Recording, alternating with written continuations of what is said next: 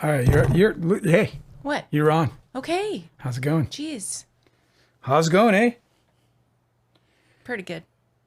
Oh yeah. Oh yeah. I'm dealing with a little TMJ today. What's that?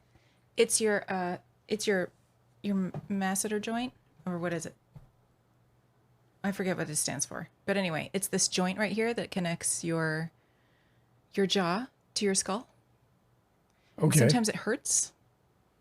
Oh no. And the problem is, I've learned, people do all kinds of, like, they'll go to a chiropractor, they'll take all kinds of different supplements and shit to try and fix it. Yeah. But all you need to do is just make sure that your alignment is straight. So you, like, sit straight and you don't carry a bag on one shoulder and you don't wear heels. You just, like, walk flat and stuff. And not that I've been wearing heels, because I don't wear heels, but I never sit straight. I'm always sitting, like, sideways, basically like laying over, kind of like Jabba the Hutt. I mostly lay down and sit down at the same time. And it screws with my jaw pain here. Well, don't do it. And now I got to fix my alignment. Gotta put you in an alignment thing. Bobo is in the house. Delicate says hola. Hola back. Our scientist is here. Archival raccoon. I don't think she was here yesterday. I think I missed her. I'm not sure. If I missed you, then my apologies, because I'm always thinking about you. Serato is here. Splishness is here. I'm so glad to see Split. It's been a minute for Splishness, right? Mm-hmm. 3, 4, 5 days, something. I don't know. I just, I know when you guys don't come as much as I know when you guys are here. Because I just look forward to seeing you every fucking day. All right, what's going on? How you doing? Good. Are you? Mm-hmm. I got this, very good friend of mine. He sent me a article that I just have to share with you because of its enormous. Oh, you know what? I think it's in the email he sent it. Actually, it's the stupidity of it is it's extremely large, stupid, and I just want to share it with you because it just blows my mind that this goes on. And worse is not just that it blows my mind that it goes on, but that people like follow what people are saying because they say it. Just because they say it. Did you say the stupidity is large? Did I? Yeah. I like that. Yeah, me too. I have to remember that. The stupidity is large today. All right. This article appears, it was posted on MSN, which there are people who use that. Mm-hmm. I did not know it was still a thing. Yahoo News. Yeah. It's like, well, Yahoo I knew because they kind of hung in there with sports a lot and whatever. They try to compete with their, whatever you call it. I don't know what you call it. Angela, what are you doing? I'm trying to manage here. All right. Well, why don't I wait till you settle in there? You're rolling and banging on the set. Sorry. All right. Here's the stupid article. It says Blake Lively. This is on MSN. Story by Favor Adoki.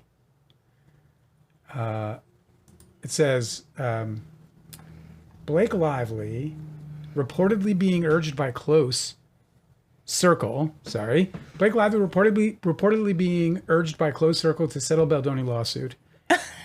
quote, enough damage has been done. Oh my God. And then beneath her, she's got this photo of her like hair blowing in the wind and You know what? They should have a photo of her in the tower of the castle just cackling. That's what they should, because that's definitely like that's definitely like the vibe she's embodying, because when you feel like you're finally making somebody hurt who has deliberately harmed you, it is such a satisfying feeling. There's no way she's going to let this go. This article is too funny. Blake Lively has reportedly lost the support of her close circle amid her ongoing lawsuit with It Ends With Us co-star Justin Baldoni. The actress and director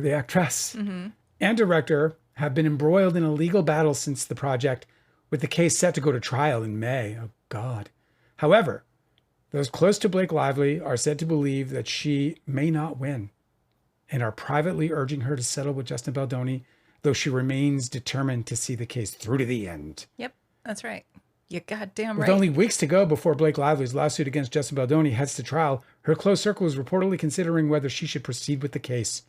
Can you just Can you believe this shit? The actress sued her It Friends With Us It ends with us co-star for sexual harassment and other claims stemming from their time on set and beyond, and has continued to stand firm amid the ongoing legal back and forth with Baldoni's attorneys since the filing of the suit. The only thing that the people in her closest circle are wondering is what food they're going to serve at the victory party.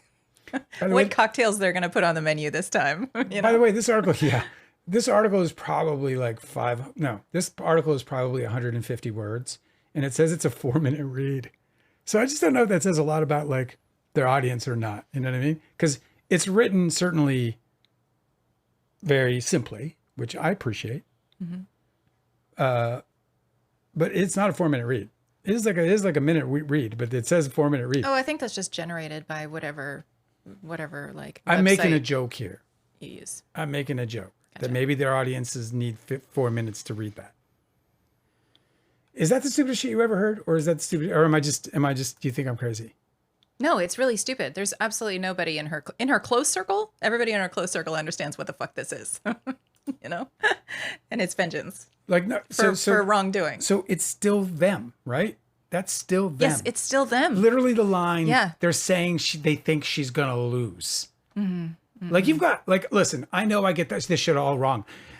Corey Richins sits in a jail while this fucking clown, whose own son said that the man called him. You're being vague. Can you name people? Well, just you can fill it in a second. Okay. This man is on trial right now. A completely different man than the man we were talking about. Right. Prior. I'm just talking about. This is a slight on me. So just let me get through this because this is just me poking at my own self.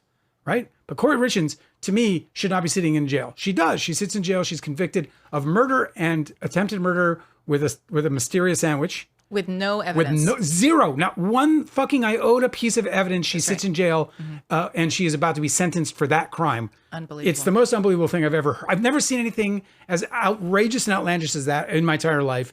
Of course, I've known it to exist, but I've never actually watched it. And I watched it, and my jaw is still on the floor. This guy, Koenig. Yeah, his name is Gerhard Koenig. Gerhard Koenig, he's a doctor, he's an anesthesiologist in Hawaii, and he was caught red fucking handed smashing his wife's head with a rock on a Hawaiian island after she claims he tried to pull her off the cliff to kill her.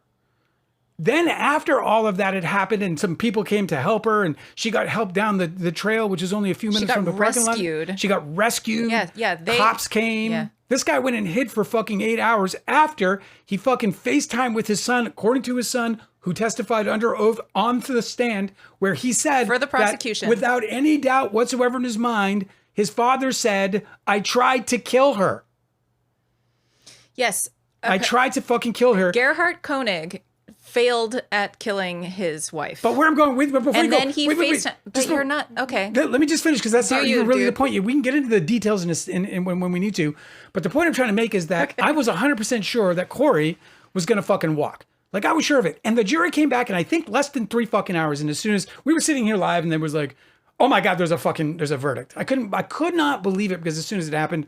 You can check the live if you want. I literally said, she's guilty. She's guilty. There's no way the verdict came back so quickly. It came back so fast. It was like, that's guilty. There's no way that's definitely guilty. So sure enough, yep, guilty on all fucking charges in absolute totally. I told you about the goddamn sandwich. It's the craziest shit ever. This fucking guy gets caught red fucking handed. Yes. 2 witnesses who came to the aid of the woman and called 911 where they interrupted his attempted murder. They did, and they corroborated her screaming, he's trying to kill me, he's trying to kill me, call 911. She's on the bottom, he's on the top, smashing her with a rock. Oh my God. They came back on Corey Richins in less than 3 fucking hours and threw that woman in jail with a mysterious sandwich and no evidence whatsoever to actually tie her to any crime they were accusing of, except all this and there's all this fucking but that was Utah. Deep, like really, really shallow circumstantial evidence. They come back in less than 3 hours and they're going to throw her in jail for the rest of her fucking life and then some. Okay. This fucking guy, the jury's still deliberating on what the fuck are they talking about? This guy's caught red-handed. How long have they been deliberating? Now, this guy's defense, by the way, is that it was her trying to kill him. You said the jury's still deliberating. You're comparing it to 3 hours. You're just going too fast. Nobody can follow along. They can. Sure. You not believe. They're so good. Okay, but check this out. Okay, so you're saying that Corey Richins, the jury deliberated in 3 hours and found her guilty with 0 fucking evidence. It was astonishing. Okay? Yes. And then you're saying that that the Gerhardt Koenig trial. Yeah. Do we know? I'm saying Have they reached a verdict yet? I'm saying you should probably. Excuse me. It's been 6 hours so far, and we're on verdict watch. Have they reached a verdict yet? Because now, since we're doing this, I haven't been watching. I'm But just the saying that jury's my judgment is bad. I'm trying to say that my judgment is bad. That I am obviously the insane one here. I have to be. I have to be the insane one here. There's just no way it's not me. Like Koenig, like this guy Koenig. Let's do caught some red-handed. storytelling, okay? What's his Gerhardt? Gerhardt Koenig. Gerhardt, Gerhardt Koenig trial. Let's go. Let's go to YouTube. Let's see what's up. Yeah. See live jury deliberating Right. or verdict watch. Let's get there. Let's go there right now. We're gonna get to this reading, guys. Okay, here's the story. Can I tell the story? Go right ahead. Okay, let me just fill in all of these gaps, okay? Gerhardt Koenig is an anesthesiologist. He's married to Ariel Koenig. She is a nuclear engineer, okay? Big brain couple, okay? Yeah. She goes on work trips all the time because she's a nuclear engineer. She has to go to where the nuclear power plants are being built, right? So she's constantly traveling on these work trips. She ends up having an affair with somebody she's working with. I don't know if it's a coworker or a boss or whatever, but Or whatever. he finds out about the affair. Yes. This is his second marriage, by the way. He had a divorce before. He finds out about the affair that Ariel is having with her coworker or whoever, and he confronts her about it. You know, he like collects all the evidence and confronts her about it, and she's very sorry. She's going to make amends. They go to couples counseling, okay? They're Right. going to try and make it work out. Yeah. He does not ever stop resenting her for it. He constantly brings it up. 6 hours they've been deliberating. Go Okay. ahead. The couples counselor tells them that she has to make amends somehow. And so he just never will let it go. And this is like their whole relationship is him constantly bringing it up and being really sour about it. And she progressively gets like irritated. She's like, okay, well, I was trying, but now I'm not anymore, because this is just like too much. Anywho, it's her birthday and he decides that he is going to go on a hike with her. So he finds a specific hike that is less populated than most because of its level of difficulty. It also is a very narrow trail that goes right up against the cliff edge. And it's like a crazy 700-foot cliff drop or It's something. like a big steep ask. So he selects this. The assumption is that you would lose your life if you go crashing into it. He Or down packs a bag with him, and inside the bag, he brings syringes and a vial of propofol, which is a drug that anesthesiologists use to put people Famous under. for killing Michael Jackson. Yes, exactly. The Michael Jackson drug, for those of you who watched the Corey Richins trial. You know, the one they didn't find in the Yes, in the exactly. deceased and descendants. So blood. he's brought that with him on this hike, this romantic hike on her birthday. He selects the day of her birthday to bring her up on this hike. Yeah. He keeps trying to get her close. There's a narrow trail, so he keeps trying to he's basically body blocking her so that she gets closer to the edge again and again. And she's like, "Oh, this is weird," and she's not complying, obviously, because he's acting really strange. And so she's like, "You know what? I'm just going to go back." So then he shouts in her face. He says, according to her, this is her story about the attack that happened. He shouts in her face and he's like, "You know what? I'm sick of your shit." And he grabs her hard by the shoulders and tries to throw her off the edge. She, very wisely, it saved her life. She drops to the ground. She throws herself on the ground. He gets on top of her and he pulls out a syringe because he's going to try and get her with the propofol. I guess that was his plan B. And she smacks that away. So he's lost the syringe. Then he grabs a rock and it's like lava rock everywhere because it's Hawaii. And starts beating her over the head. She starts screaming for her life. There's two other hikers emerging from the base of the trail. They hear her and they come upon them and they interrupt the attack. She's covered in blood and he just stands up and he runs away. So they retrieve her and they pull her down. They call the cops. There's body cam footage of her absolutely covered in blood. There's a bunch of evidence of her in the emergency room, and the emergency room doctor testified about her wounds. They're severe. And he is missing. He goes missing for 8 hours. But right after the attack, he goes over to another cliff's edge part and he FaceTimes his teenage son.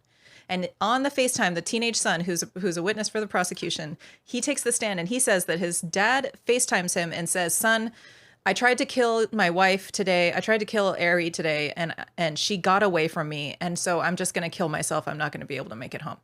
So he's going to throw himself over the cliff's edge. He hangs up the phone. The kid is super distraught, goes over to his grandparents' house, who happen to be her mother and father. They can't locate her on the phone because she's been taken to the hospital, obviously. And the guy, the husband, he continues to go missing. He's hiding in the woods. He doesn't kill himself, but he goes missing for 8 hours. Okay? When he finally descends the mountain, the cops spot him. He knows he's been spotted and he runs. This guy is acting guilty all over the fucking place. Yeah. Not only did he confess to his son, but he was seen by two hikers, two witnesses that witnessed him in the act of attempting to kill her. Okay. Now this guy is a defendant in an attempted murder trial, second degree. Okay. His defense is that he carries the propofol and syringes with him all the time because he's on call as an anesthesiologist and he doesn't know when he's going to have to get into the hospital. Never mind that hospitals have protocol where they have their own propofol and their own syringes. It's the most ridiculous thing I've ever heard. So that's his explanation. He said that he just wanted to go on this hike that they'd never been on before. Totally innocent. He says that she actually shoved him when they were at the cliff's edge and they were going to take a selfie. She shoved him and he turned around and he attacked her in self-defense. That's what he says. Oh, and when he called his son, he said that it was windy that day and maybe his son didn't hear him. But what he said was, she's going to say that I tried to kill her, not I tried to kill Ari and she got away. That's his defense. The guy is so guilty.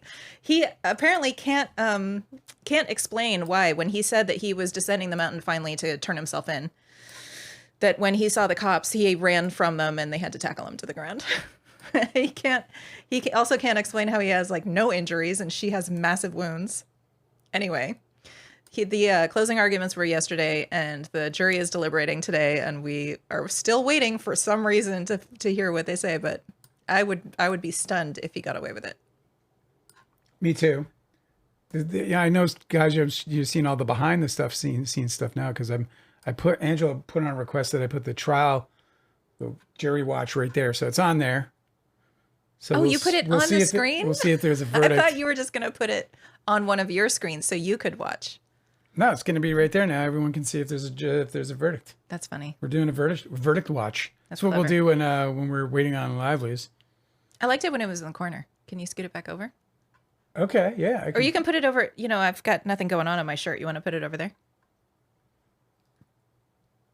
Sometimes you gesture with your hands, and so we need to see those. All right, you're right. You're always right. All right. Did I miss anything? Did I give you the whole rundown? You did. Did I tell the whole story? You did. I gotta take it off air just for a second because I need to make adjustments. All right, so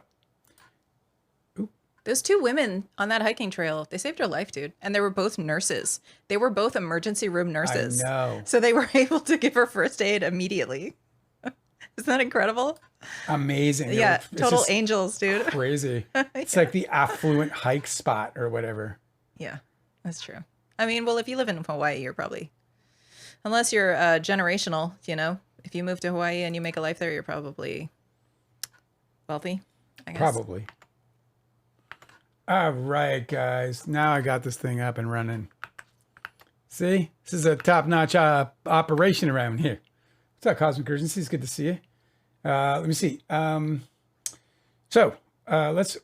see. All the court stuff is same to me. Might as well be Blake. But yes, since Dale is always wrong, and that means she's going to lose, doesn't it?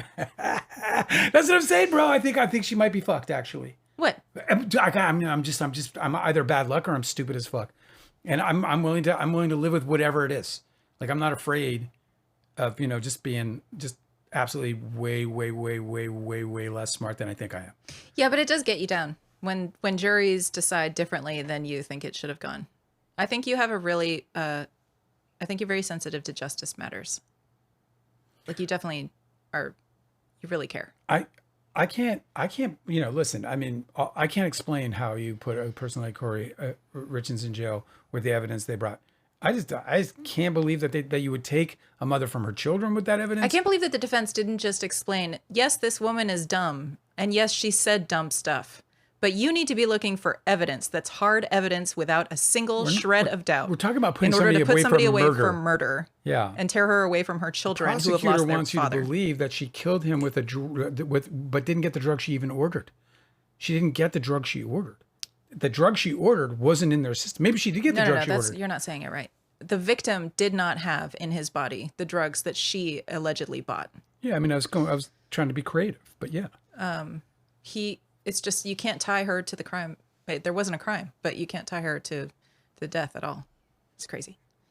Anywho, Gerhard Koenig, on the other hand, He made up a wild story. No, and it's just, and the thing about the Koenig case where I'm just blown away as I was ranting about when I first started the life is that this guy, his son, and it's his biological son, the person he attempted to murder, according to the DA, was this boy's stepmother. Yes. So this boy testified against his own father, and he wouldn't refer to him as his father. He would only call him the defendant. Yes. He hasn't spoken to him since the incident. And he was the first person, we think, he was the first person, perhaps even the only person, that the defendant reached out to. Yeah. He FaceTimed him. The fucking defense tries to say that it was windy, so he didn't hear him say what he actually said, which is that she tried to kill him. No. What the defense says is that he said, she thinks I tried to kill her instead of I tried to kill Ari, right? He said, I tried. Well, no, what he actually said, I think you're getting that a little bit wrong. And the reason I think so is because remember that he's alleging that she tried to kill him. Yes, I know. I'm talking about the FaceTime phone call. Me too. What they're alleging that he misheard was, I tried to kill Ari and she got away. Yeah. Come on. Right. And then the prosecutor, and again. But it's not a phone call. It's a video call. He could see his lips move. Which was one of the prosecutor's great questions was like, could you see his mouth? Could you see the words he was saying as he said them? You know, we know what's, you know, so the kid said yes. Remember, the kid is testifying to put his dad in jail for attempted murder. Yeah. And that's right. And so that's the weight of the testimony. Yeah. And this kid's testimony was as credible as any I've ever seen on a stand. I mean, it was just the truth incarnate. You know, there was I think it's impossible to watch that testimony and think that kid's lying or that kid doesn't have it right. The prosecutor he fumbled, but he picked it, you know, he corrected it. And so I can't imagine that any juror was able to walk away with anything other than absolutely positively sure that witness heard his father say, I tried to kill her.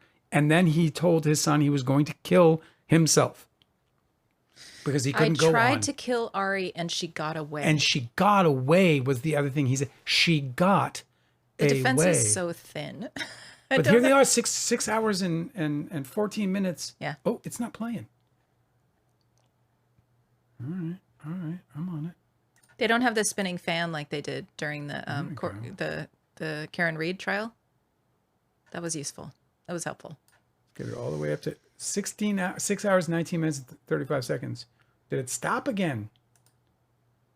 Oh, because you can't play it on your screen? No, of course I can. Well, just play it on yours. It's playing. Make it private.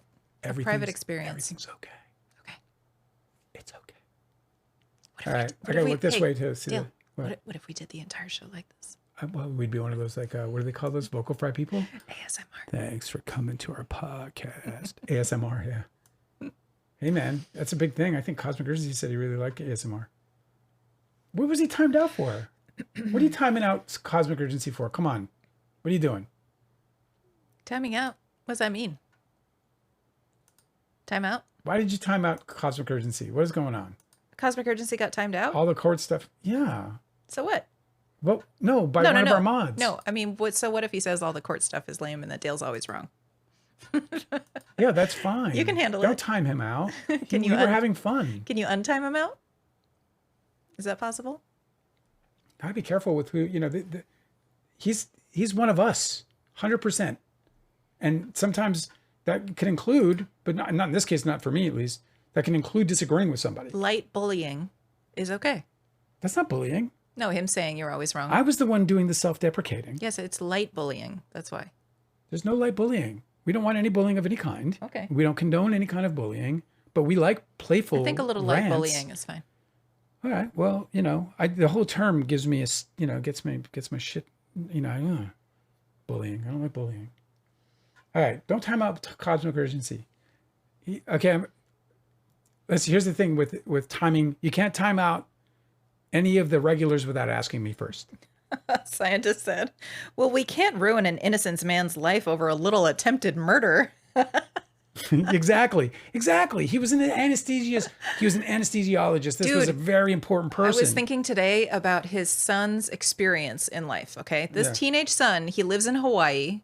His mom lives all the way in like Pittsburgh. So it's like obvious. He's got an obvious choice. He's going to live with Teasing. Thank you. He's going to live with his dad. Okay. In Yeah. Hawaii. His teenage son works at Chick-fil-A. And they only hire like the most cheery, virginal creatures. Squeaky clean Yes, people who exactly. give their cars to people. Oh, you walk? So Here, this take kid my car. lives with his dad and his stepmom, and she's a nuclear engineer, and his dad is an anesthesiologist. So like their entire adult friend group is all scientists and doctors. And then all of a sudden, his world gets turned upside down because his dad turns out to be a murderer. Yeah. Oh my God. Lucky for that kid, he didn't succeed. You know? Yeah. Well, yeah. That's so gruesome. Well, the jury, apparently there's somebody in the jury who's like, I think she's the one who tried to kill him. It's the craziest thing ever. This woman was gashed and bleed, like just her when they show the body cam footage and she's just covered in blood.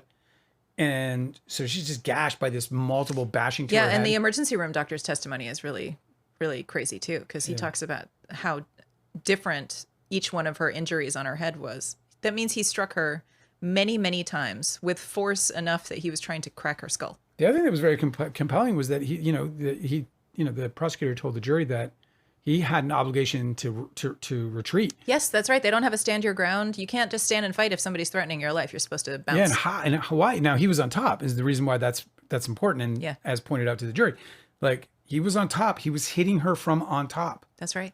He had an obligation. Why are they still deliberating? Yeah, this is an easy guilty. I hope they're just waiting for lunchtime so they can get some snacks or something. Yeah. And then they'll call it.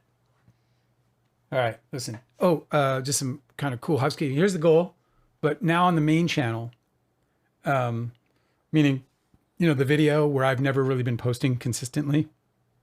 Well, going forward, I'm just going to be reposting the entire live that I use through some auto cut on my DaVinci Resolve till I can afford an editor. I'm just going to do some auto cutting. So it's an auto cut version of the entire live on the main channel under videos. You're welcome to check it out if you ever feel like doing a rewatch. Although you will miss the live chat, and that's definitely half the game around here. So anyway, just letting you guys know. Eventually, that might lead to us, putting out shorts and stuff like that. Honestly, I can't stand myself.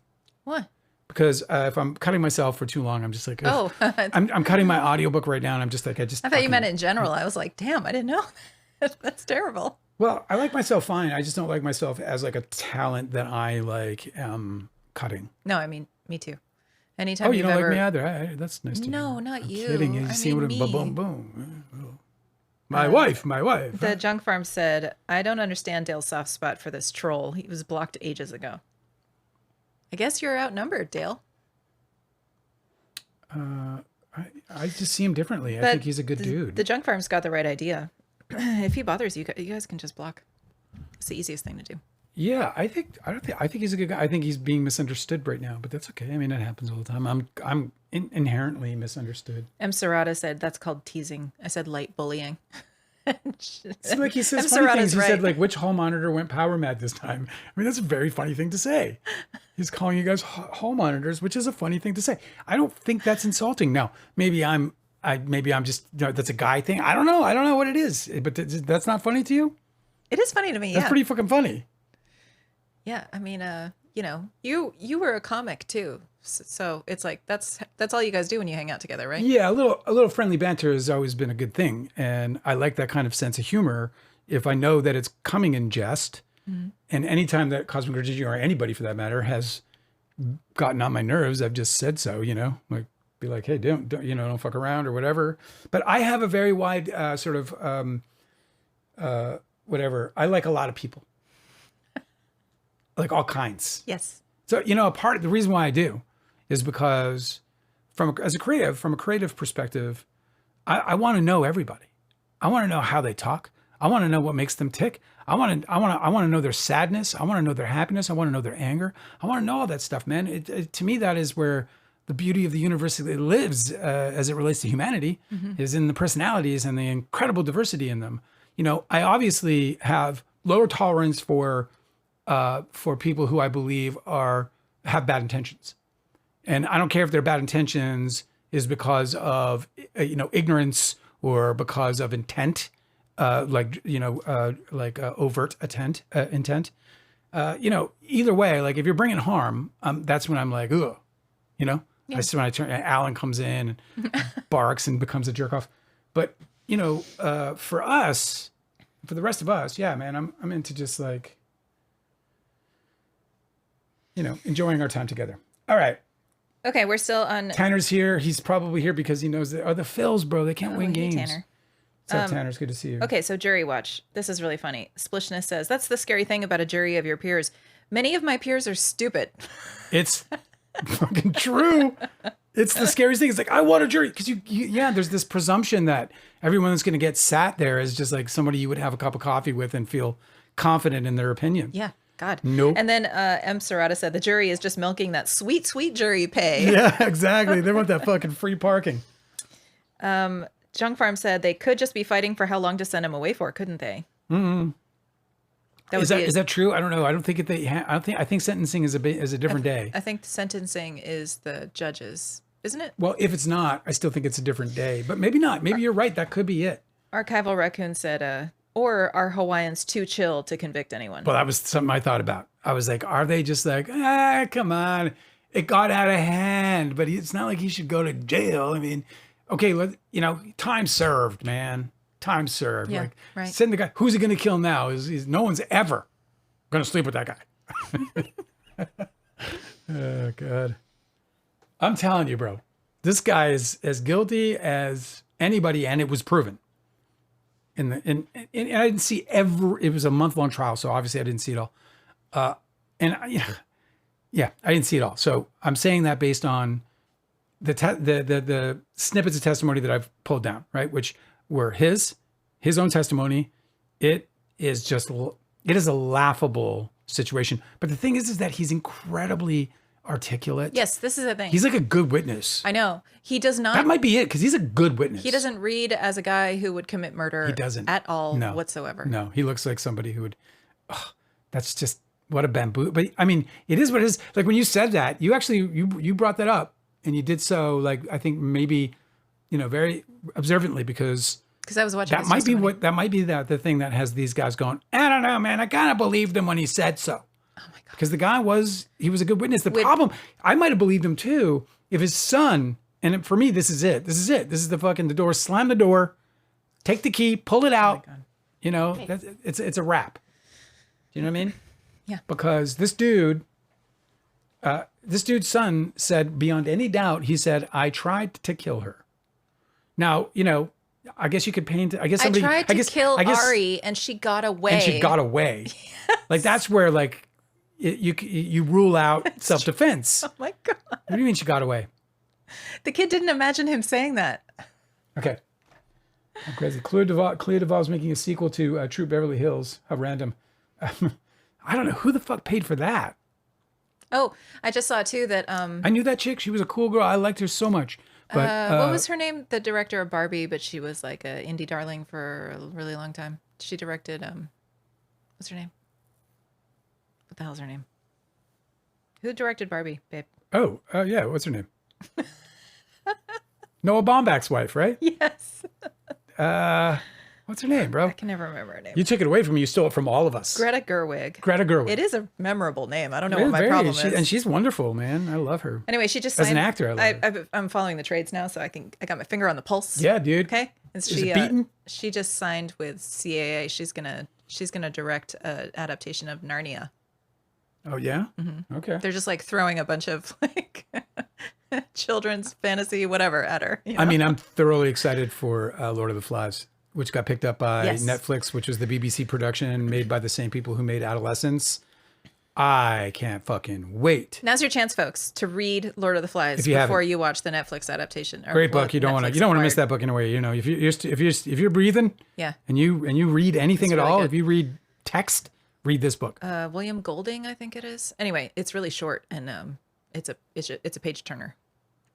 John Farm saying, "Well, hey, most serial killers are pretty smooth." It's true. I mean, Ted Bundy. I mean, remember the lawyer just soaked. Remember the lawyer. The judge just soaked with like, distraught, practically distraught that he had to sentence Ted Bundy. I gotta tell you, you're a heck of a guy, and you would have made a good lawyer. Oh my God. You know what's really interesting is that but you went the wrong way. It's crazy that he is a professional. He is an anesthesiologist. Yeah. An anesthesiologist, any doctor, is not permitted to carry around their own anesthesia drugs. I can't believe. Did the prosecutor not bring it because it was a month-long trial? Tell me there was He brought it up in the closing, but we haven't watched that day of. I'm just saying they must have had an expert saying, no, that would be very uncommon for an anesthesiologist to be walking around with a shot of fucking. He says, I carry it around because I'm on call to like as a field medic. Like you have to exactly. you have to do anesthesia. Like a helicopter comes to get you, because if a helicopter's coming to get you, maybe they have some too. So you can like go and be an anesthesiologist in a park somewhere or something, like, because usually you're going to be in an operating room where they have like all of the drugs in a cabinet, and everything's accounted for. Yeah. Oh my God. I'm serious. I fucking think that Blake Lively's screwed because I'm terrible at this stuff. Corey should have walked. Corey Richards should have walked. This walked. guy should have been, this jury needed to go and have a sandwich, Yeah. Hey, was that egg salad? It's Kelly, right? Okay. Yeah, hopefully that's what it is. Who wants to be the guy to tell the guy? The thing about Corey Richards, she wasn't going to walk because she did do those financial crimes. But it's just crazy to say that she was guilty. Oh, no, she would have walked. That would have been a time served situation for sure. Oh, okay. For sure. She's been in jail for like 3-4 years already. Yeah, that's true. 2-3 years? Oh, good Lord. All right, listen. The Junk Farm says, who hasn't smacked their old lady with a rock? I mean, when you gotta. On her birthday, on a picturesque hike. On a picture. When you gotta. The crazy thing about it is that he caught her cheating. He had all the motive too. Like they were able to establish like the perfect motive. Oh yes, they were able to establish another thing too. They call it was kind of a double-edged sword, right? In that regard, because on the one hand, it's like maybe that could be her motive. I don't know how. No. So check this out. To kill him. She's having an affair and she kills him. Well, that's classic. They showed that his search history included that he was looking through how much his old divorce cost, and it was a fucking lot. Yeah. And they had kids together too, so he would have to pay child support and everything. And then he also. I think it was deranged love personally, because I think, she was a catch. She had a life insurance policy. And so just like a month before this attack, he opened his own life insurance policy. On himself. Which to me seems like he's planning. And of course that came up in the trial. As if like, who would ever act like that if they were guilty? Well, that's exactly what you would do if you were guilty, that you could explain later that exonerates you. Whatever. I guess I'm doing a bad job of explaining. Don't jinx Blake, said Serrata. Well, listen, I don't want to jinx her. I've been sitting here arguing on her behalf to dozens of people for a long time. Yeah. We got our first comment on the main channel, and they're already disappointed in us because they were really excited for a 2-hour podcast on, that was going to be objective, which, who expects this from us? This was a very nice person. Seems like a very nice person. In fact, they said they thought that we seemed very cool, but that's nice. We didn't have a bias, but our bias was pretty obvious. Oh yeah, I'm totally biased at this point. Yeah, it was not biased. It's just like you're not biased. You're biased. Don't pretend you're not biased. Listen, you have a hunch on one way or another. I'm not like a robot, dude. I'm gonna have biases. Everybody does. I'm gonna write them a lengthy response. I'm excited about it because I get to introduce myself because they don't know who I am. I'm the Dale Wheatley after all. Mm-hmm. This is true. It's good to see Junk Farm here. I was missing him when we were like bashing through these, this ruling because he brings us invaluable insight, So he's here tonight to get us through part 3, day 3. It's wonderful. What's the latest on the verdict watch? 6 hours, 35 minutes of eating sandwiches. Okay, cool. Yeah. Dang it. Yeah. I can't. I'm fucking beside myself. They caught him red-handed. They're like, did they though? Dude, in his closing argument, the prosecutor was like, these women heard screaming and they approached the victim and being attacked by her husband. Okay. And they did not witness the end of the attack like the defendants want you to believe. Yeah. They are the cause of the end of the attack. Yeah, they prevented murder. Yes, he would have kept beating her. He was going to kill her in that moment, and then he was going to toss her body over the cliff. Yeah. And call 911. That was the plan. She fell. Oh my God, the love of my life. Messy, bro. Sicko. Yeah, dude. If it wasn't for the sun, man, I'm telling you, can't get off it. It's driving me crazy. You made me put this vertical clock on and it's staring at me like an owl. All right. I didn't make you do it. You could turn it off, you know. You have autonomy. You got free will. John Farm said it would be hilarious if he got away with it, but then found guilty for having expired drugs on him. Oh yeah, I know. If he lost his medical license. Haha. All right, guys. Well, in another crazy case where Blake Lively's friends are urging her to walk away now while she still can. I mean, that article was just so funny. You should get out now while you still can. Who Barbie. are they even talking to? It's fucking who's that article for? I don't know. I think that's what they call copium, where you're like, you're basically just trying to, do you tell yourself sweet lies in order to make it seem like it's not so bad? Well, my buddy who sent me that, he has this whole aggregate that he pulls shit down from, you know, and he follows the show, big supporter, and so he pulls down the news on her. So he'll send me stuff from, you know, seven different sites, you know. He's not like me where I narrow it down to like 3 places. He's more, I don't know, tuned in than I am in that way. So that's how he got it. But to whom that is being sent, I have no idea. Is it to whom that is being sent? That's right. The subject of the sentence is the who. The object of the sentence is the whom. Oh my God. Junk Farm sold his house and he's moving to Ireland on Monday. Oh, I mean, congratulations. That is the greatest thing, man. I wish I could come with you. I do. Ireland, it's cold. It's got lots of beer drinking. So it's someone else's junk farm now? It's somebody else's junk farm now. It's somebody else's worms? Yeah. I mean, I'm sad and I'm happy for you. Sad for the rest. You must be sad to have sold your worms. Yeah. Now we'll see him most infrequently. I'm just all for selfish reasons. I'm like, I wish you hadn't. Well, what's the time difference? It's like 4 hours, isn't it? Yeah, so it's not a big deal. No, sorry, it's more than that. I don't know. Fucking A. Now I gotta know. Am I reading today or what? Yes. What's happening? What's the current time? In Ireland. All right. Somehow they just know that's what I'm asking. It's 11:44 right there right now. Hey, and we've been on, so it'd be 11 o'clock. Oh, you know, we'll probably see him. A little nightcap? I don't know if he's, you know, I just read today for future shows, but I just read today, you got to get to 7 hours, and they're like for cardiac related disease and events. The studies show overwhelmingly that people who go to bed at a regular hour, reasonable hour, like before midnight, they're not saying you can't have your occasional out and have a good time with your friends kind of thing. But what they are saying is got to be in bed by 11. Everything in moderation. Better be in bed by 10 and get at least 7 hours. At least 7 hours. And I got these eye things now that I put over my head because all these fucking headaches It's called I'm a getting. blindfold. Blindfold. I got a blindfold. I put that on. It's very comfortable. Contour. And blocks out all the light amazingly without, you know, making it itchy or hurting on my head.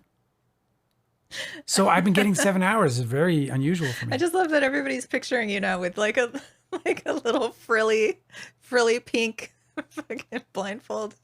You pull it down, you're like, sweet dreams. I turned to Angela like last night, I think, or the night before, and the thing's like over my eyes, and I'm like, you look amazing right now. All right, let's go. Commence the reading. Okay. Excuse me. All right. Where we left off, the judge is going to tell us all about the good faith basis. Okay? Okay. You ready? Yep. A reasonable jury could conclude that Lively opposed practices that she subjectively believed constituted sexual harassment by complaining about inappropriate behavior in the protection letter and during the all hands meeting. Okay, so that's just a wrap, right? Like, there's no more to be said by the Baldoni fans. All the about Wayfair that. parties are saying that she reasonably believed. Yeah. It's fucking right there in writing by the judge, correct? Mm-hmm. That a jury could reasonably find that she found. A reasonable jury could conclude that Lively opposed practices that she subjectively believed constituted sexual harassment by complaining about inappropriate behavior in the protections letter and during the all hands meeting. There you go. The Wayfair parties have not specifically contested Lively's subjective belief that she was discriminated against. Exactly what we've been saying. They fucking admit to it. Yep, and there is sufficient evidence suggesting that she felt she had been. Come on. Again, this is at the top of page 106. So if any of you guys are... That's not even midway through, just right? today, they were like, no SH, there's no evidence. And then you have to remind these people that Baldoni admitted that she did experience the things she complained about, that he believes that she made these complaints in good faith, and that he describes the events that happened. And of course, he minimizes them by saying that he didn't intend it to be sexual harassment. It makes that article but he's still describing exactly what she does in several of these. So anyway, the top of page 106. Let me say this. It makes that article even more ridiculous, because if her friends were going to advise her on anything, clearly they would know that the judge is only dismissing something because of a technicality, and that otherwise believed that a jury could have found for her, and then therefore should have heard the evidence if it fell within whatever definition he needed it to in order for that to happen. Go ahead. The Wayfair parties have not specifically contested Lively's subjective belief that she was discriminated against, and there is sufficient evidence suggesting that she felt she had been. During the first week of filming, she complained privately to a friend that, in quotes, "It's like HR nuts today, the both of them. I wasn't expecting that turn. I mean, it's been present, but today I came home and cried. They're just being creeps. Like, keep your hormones to yourselves. This is not mine. I don't want it. I don't want your gaze or words or tongue or videos of your naked wife." Yeah, it's shocking. Yeah, dude. That is crazy to me. Yeah, that sounds so bad, man. Lively also privately indicated that she was dreading returning to production because of her experience during the first phase of filming. Baldoni himself made statements suggesting that he understood Lively made her complaints in good faith. He stated, "See? I just know her personality, and this is the kind of person that genuinely believes she's right, and that all of this is just unjust." To which Melissa Nathan responded, "She fully does. I know it." Oh my God, you guys built the fucking, you didn't just fucking put the fucking rope around your neck. You literally built the whole fucking structure. The gallows? Was the gallows? Yeah, the gallows. It's this, again, it's still page 106. Take me to the gallows. Along similar lines, Baldoni told friends, in quotes, "It's hard to feel so much of what they believe about me is false because they are so convinced that it's real. We are told this was the worst experience of her life." To be sure, the Wayfair parties have suggested that Lively used her experience on set as a cudgel for control over the film. Heath stated that she continues to hold a threat over our heads, and every time we try and hold a line, she uses that threat either directly or indirectly to get us to fold. It's that hold the line verbiage right there that I take umbrage with. Because I believe the hold the line that they're talking about there is they're interfering with her contractual rights. Yes, this is right. And not only just her contractual rights, but the spirit of filmmaking in general. It's a collaborative fucking environment, bro. You need to embrace that even when, and this is the truth about filmmaking, in my opinion. You need to embrace that even when, especially when it's like, he's not fucking Kubrick. He's not fucking Woody Allen. And Woody Allen would actually embrace it. Not that Woody Allen is anything other than a good director. I know, but listen. My point is that that statement by Jamie Heath is a statement that I believe helps her. I think that the context of this statement more broadly is that Jamie Heath has been the one who has been in negotiations with her about the unsigned actors loan out agreement. Yeah. And we just learned from reading this judge's ruling. I mean, obviously this was evident to anybody following the case more closely than I have. But I just learned, I guess I should say, that the lack of the signature was about how she had put language in there that says if she witnesses sexual harassment, she is entitled to walk. This might be exactly what Jamie Heath is talking about, because he won't sign that document. The Wayfarer party, or the Wayfarer, the company, isn't going to sign a document that allows her to walk if she thinks she's being sexually harassed. No. So it could be that that's what he's talking about, that she's making threats, right? That she wants that wording in there and she's not going to sign otherwise, but they need her to sign because it has all these other provisions, which on another provision that he wants her to sign that for is that it would cap her ability to seek damages. And because she hasn't signed it, there's no cap of the ability to seek damages. So Jamie Heath wants her to sign that because it would cap damages and for several other reasons, right? Because he's trying to do business. She doesn't want to sign it. I mean, sorry, she wants him to sign it because she has added language that says if there's sexual harassment, I can walk. And so they're kind of at the stalemate. So I think that's what Jamie Heath was talking about here, more broadly. Obviously, he's talking about whatever happened that day because they're having conflicts every day. But he stated, she continues to hold a threat over our heads, and every time we try and hold a line, she uses that threat either directly or indirectly to get us to fold. Now, is he talking about those contract negotiations? Anyway. The judge continues, Baldoni states that the protections were, in quotes, sent in an effort to gain power over him personally and the studio. But a reasonable jury could find that Lively also genuinely experienced what happened on set as discriminatory. The two are not mutually exclusive. There is at least a triable issue with respect to whether Lively sincerely experienced what happened on set as sexually harassing. He says the two are not mutually exclusive. What he means is she could have been holding her experience on set as a cudgel for control over the film and also have genuinely experienced what she deemed was sexually harassing on the set. So the judge is right here. The two are not mutually exclusive. Yeah. There is at least a triable issue with respect to whether Lively sincerely experienced what happened on set as sexually harassing. Okay, continuing. Objective basis. Viewed in the light most favorable to Lively, because that's what the judge is always going to do for the motion for summary judgment and judgment on the pleadings. Yeah, I believe he's compelled to. Yeah. Yeah, he has to. He has to viewed in the light most favorable to the non-moving party. Okay, viewed in the light most favorable to Lively, there is also sufficient evidence that it was reasonable for her to believe that the Wayfarer party sexually harassed her by creating a hostile work environment. In analyzing this issue, the court need not and does not determine whether the relevant conduct rose to the level of sexual harassment. This is what's so fucking annoying because this is the horn they keep honking, and it's bullshit. Honk, honk. I should get. You keep honking that horn, fella, but that's bullshit. Quit honking that horn. That's a bullshit horn. That ain't a horn to be honking. That horn sounds like bullshit to me. I'm gonna start yodeling it. This is page 107. That's pretty quotable. It's crazy. There is also sufficient evidence that it was reasonable for her to believe that the Wayfarer party sexually harassed her by creating a hostile work environment. And in analyzing this issue, the court need not and does not determine whether the relevant conduct rose to the level of sexual harassment. The question is instead whether Lively's belief was, as some courts have put it, utterly baseless. That's a quote. This quote, employees are often legally unsophisticated and will not be in a position to make employees are legally unsophisticated and will not be in a position to make an informed judgment as to whether a particular practice or conduct actually violates the governing anti-discrimination statute. That's a citation. Well, that's a very interesting citation, isn't it? Because that goes to good faith, right? Yeah, you can have a complaint and be wrong off your about ass. it. Yeah. You can be off your ass. It's still protected. Yeah, you can be like, he looked at me from across the room. Okay? Into my eyes. I have been around people who would do that, and it's very creepy. Me too. They're not doing anything wrong.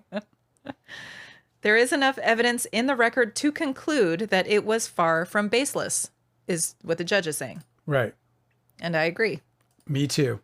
Hostile work environment claims under FEHA operate under the same guiding principles as those under Title VII. Let's see. California courts have adopted the same standard for hostile work environment sexual harassment claims under the FEHA. Courts accordingly often analyze Title VII and FEHA hostile work environment claims together. A hostile work environment arises when the work is permeated with discriminatory intimidation, ridicule, and insult that is sufficiently severe or pervasive to alter the conditions of the victim's employment and create an abusive working environment. Cosmic Urgency, I'm sorry, Junk Farm says, also it's super weird to him that they put her to work and paid her with no contract. Stupid as fuck. It's really actually very common in the show business because you have to remember, like, these things are short. They're like 6 weeks. They don't anticipate a lot of problems when it comes to that kind of thing to begin with. But also, these windows close fast and these people move on and they have to because they're worth just loads of money. At this time in her career, she has many offers at all times to consider. And then options beyond those offers, which would be her own initiatives, things that she might want to direct or produce or collaborate with Taylor Swift on another music video or whatever the fuck it might be. But she's got this kind of huge massiveness in her life. And so the way the Hollywood machine has to function is in these short windows of opportunity. And so if there's an ongoing negotiation, as long as they have the principles in place that would allow every party to be comfortable moving forward to get post-production and post-production underway, they're going to do that, and then they continue on with whatever negotiations are left, sort of unresolved.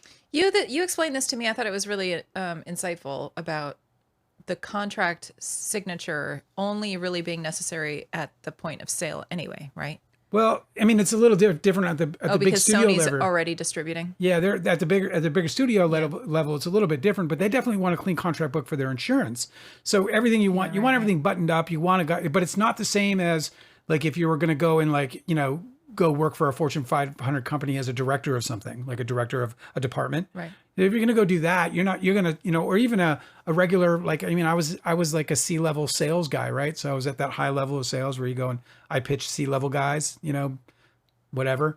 But in those situations, I had my deal signed before I went and made my first call. So in those corporate situations, you're definitely going to get that stuff buttoned up before the employee engages. But that's because we're not narrowed down to a 6 week window that will rapidly shut and fuck up the whole multi-million-dollar project. I think it's also that hung up on one fucking point or another. I think also a relevant detail that people might be missing is that she signed on with an offer letter. Yeah. That had contractual language in it. Yeah. So it's not like she was working without any contract whatsoever.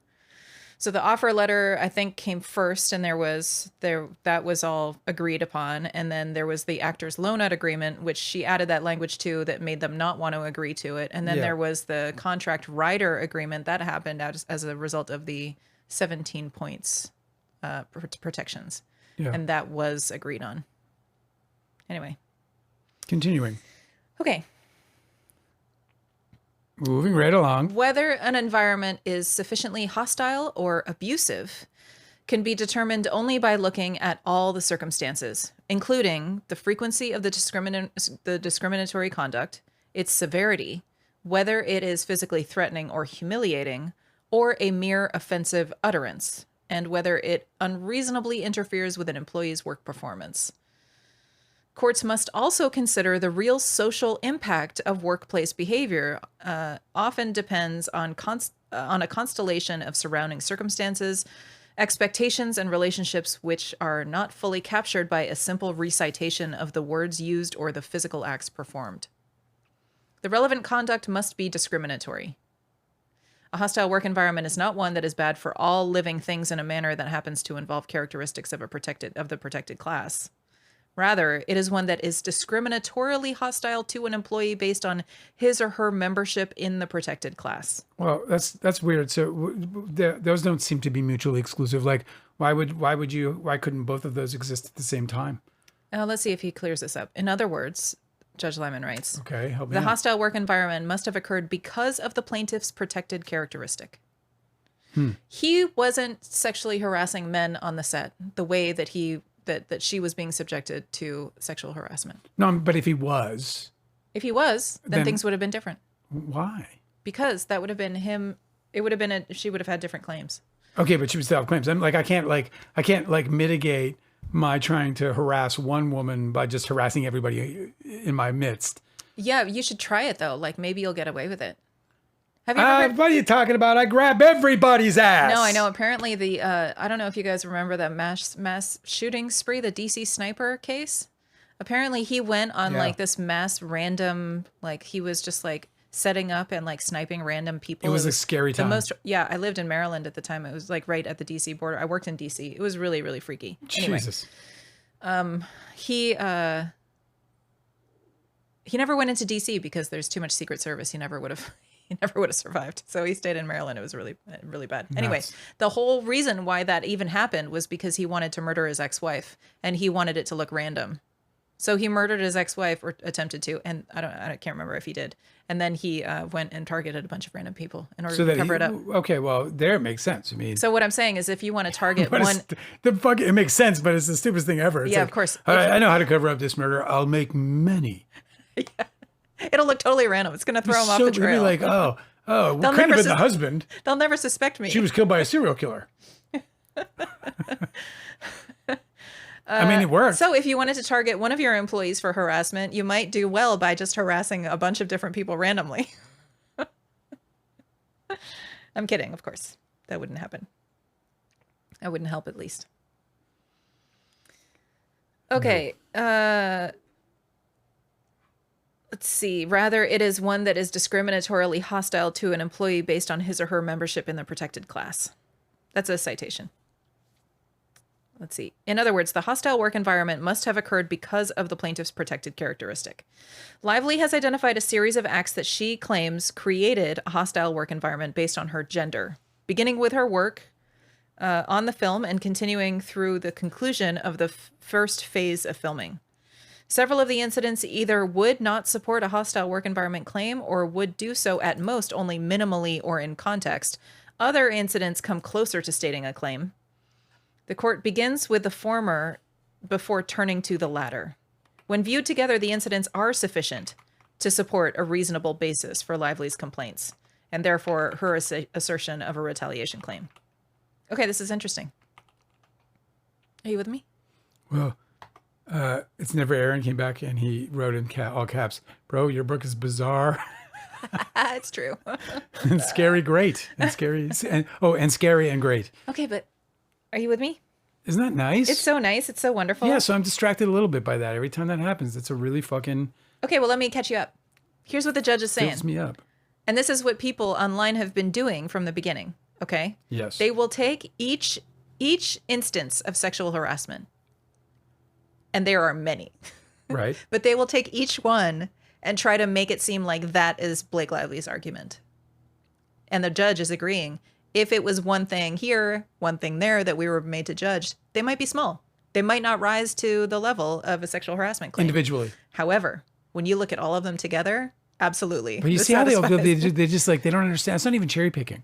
That's like taking out, that's not even cherry picking because he's not saying that there's any individual instance that may not rise, and maybe he will eventually, but he's not saying that. What he is saying is that it wouldn't matter if they were because of the number, potentially. At least. Here's what he says. Several of the incidents either would not support a hostile work environment claim or would do so at most only minimally or in context. Other incidents come closer to stating a claim. The court begins with the former before turning to the latter. When viewed together, the incidents are sufficient to support a reasonable basis for Lively's complaints and therefore her assertion of a retaliation claim.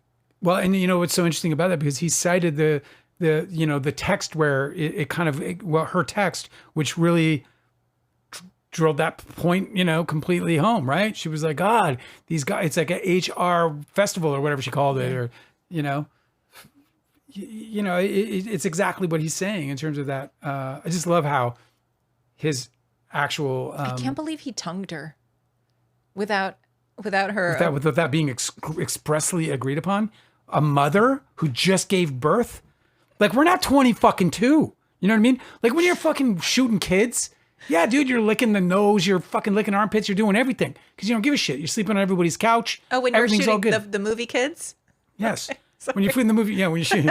Thank you. Yeah. I was like, what? When you're shooting when you're shooting a movie like Kids, or even a Nora possibly. Well, maybe not a Nora. I haven't even seen it, so I should shut up about that.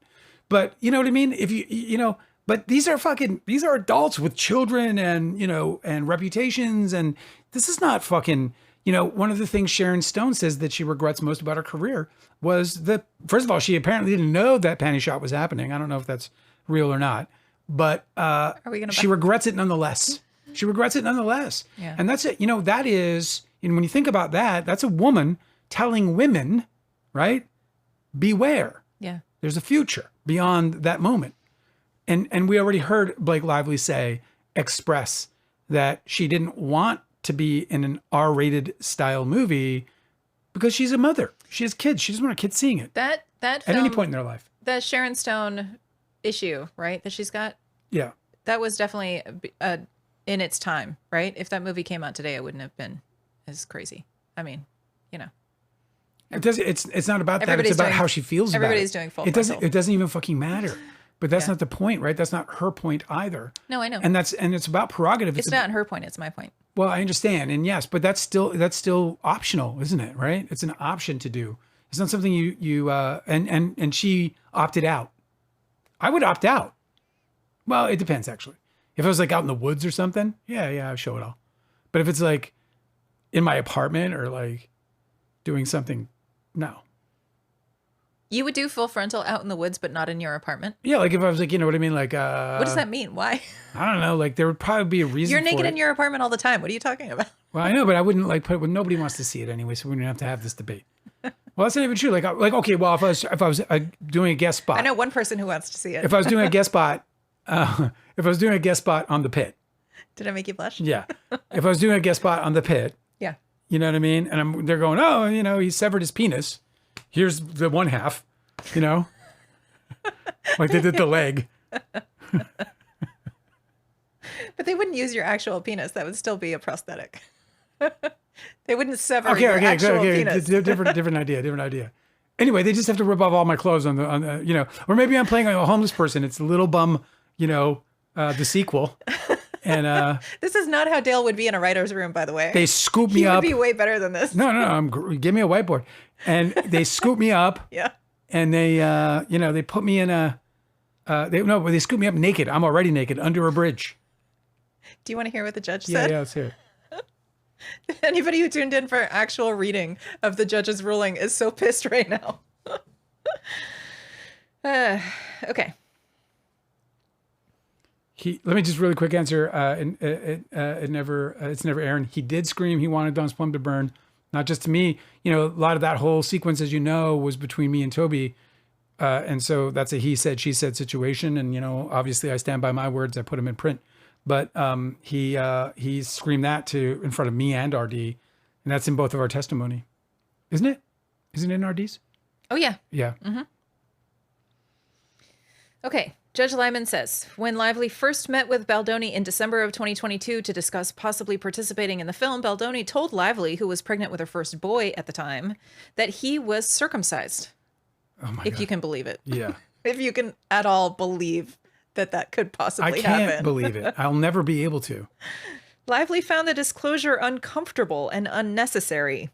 This is where I'm at, and this is the conversation I was trying to have with this totally unreasonable Baldoni fan, because I'm just like, come on, dude. He made it about his penis. That's the line that got crossed. They're not having a conversation about circumcision. No. He's telling her about his own experience with it. about his own penis. That's right. That's what's happening. He can only be. He could have had the same discussion, speaking more broadly and not personally. And I don't give a shit, even if he actually in his conscious mind believes that he was just trying to have a conversation that was totally open and blah, blah. I believe that at this man's core, he wanted her to somehow have some kind of visual relationship, some kind of relationship in general with his genitals in that moment. That's what I believe. You know, it's the same thing I believe about him putting his friend's face between her legs on the set. Right. That's jock shit. That's like fucking, come on, bro. Okay, let me continue. All right, I'm getting mad. Lively found the disclosure uncomfortable and unnecessary, but it occurred in the context of a discussion about the different medical decisions people make these days. This is a quote. The different medical decisions people make these days, including circumcision for male babies. That's from Baldoni, a topic that Lively herself may have introduced. More importantly, it occurred before she began working on the film. It therefore could not have created a hostile work environment. Work is emphasized. I do agree with this. I completely disagree. That was a work meeting. That was Well- very clearly a work meeting. That was not a social, whatever.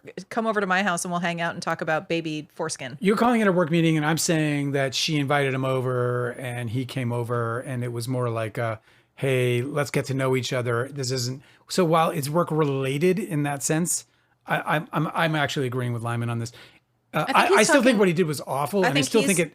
He's narrowing it to, was she contracted to work? Was she employed at this time? Yeah, there was no project? requirement. And so, but it clearly was a work meeting. That was the only reason why they would have had that meeting in the first place. Was about work. Well, this is where I'm giving you like it's at 7 hours and 6 minutes that somebody on the jury just wants more sandwiches. Okay, continuing. Yeah. Any incidents giving rise to the hostile work environment claim must have occurred during the plaintiff's employment. That's a citation from another lawsuit. So he is just being very narrow about, did it occur within the timeline of her employment? Okay. Are you with me? Yeah, I'm just helping I don't Aaron. want to read this to myself.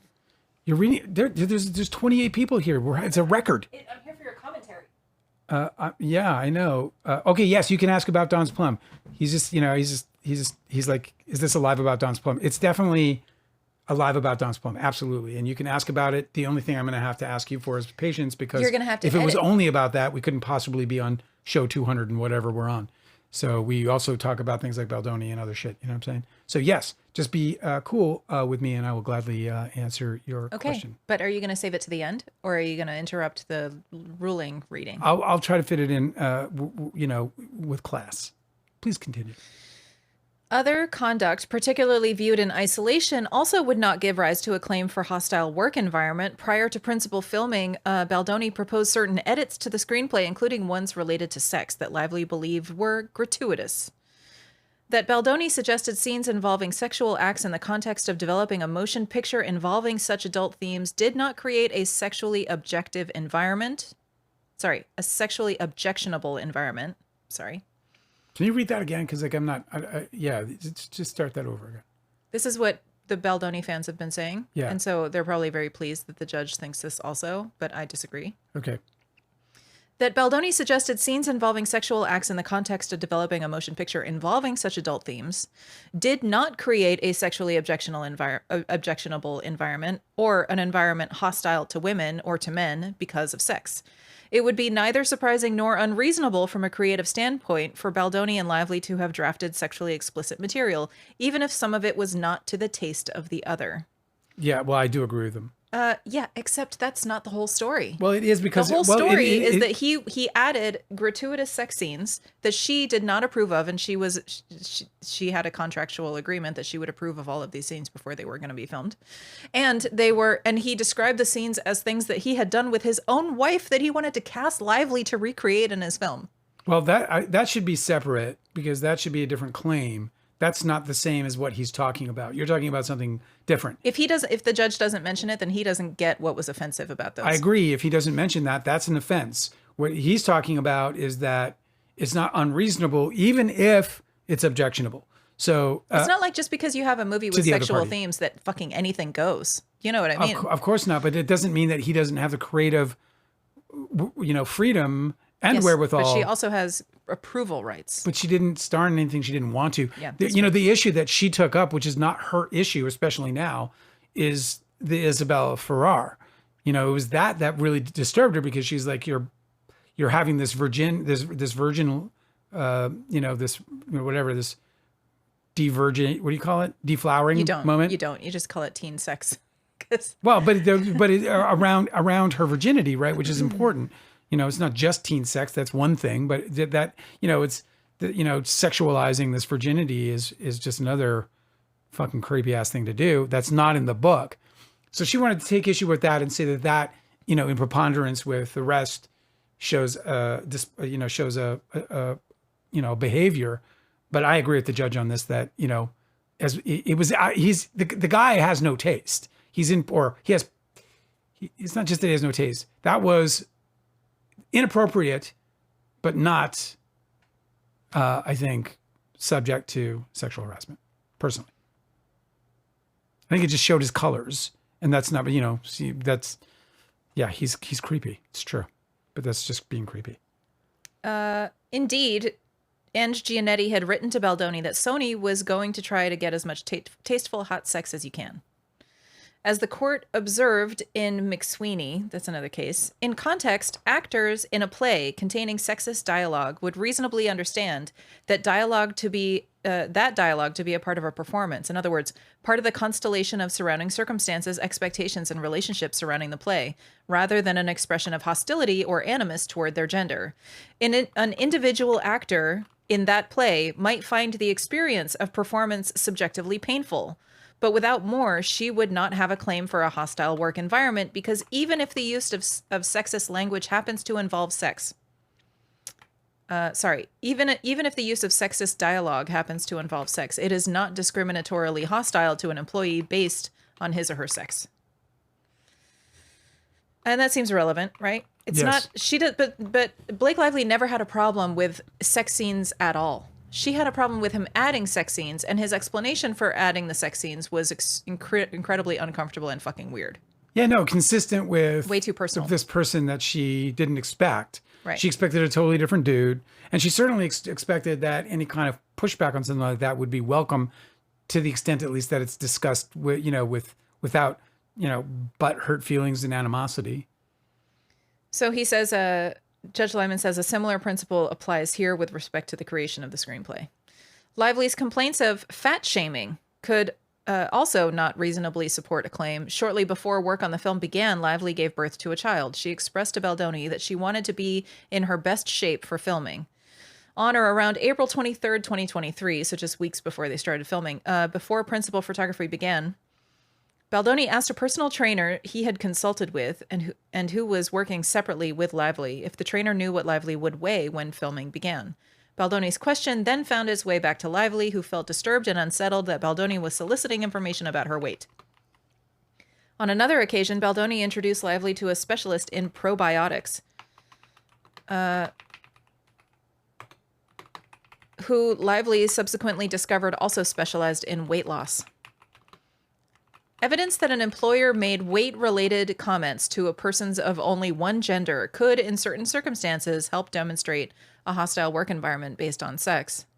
Although the record here does not indicate whether any similar conduct was directed towards men, regardless, the conduct cannot reasonably be viewed as expressing hostility to Lively as a woman or to women in general. The physical experience of the protagonist was part of the... I'm not reading very well today. Forgive me.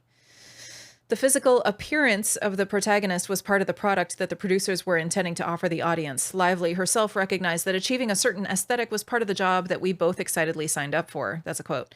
She asked Baldoni if they could do the body scenes at the end of the schedule so that she would have sufficient time to work out. She wrote to her agent privately that she was working out twice a day, 4 hours a day in order to lose the weight and set the movie up for success. As the sexiest, as the, in quotes, sexiness in this film and the marketing, I'm sure, is critical to its success. And she told Baldoni, in quotes, my husband and I both look at certain roles as athletic events, and this is one of them, and that's great.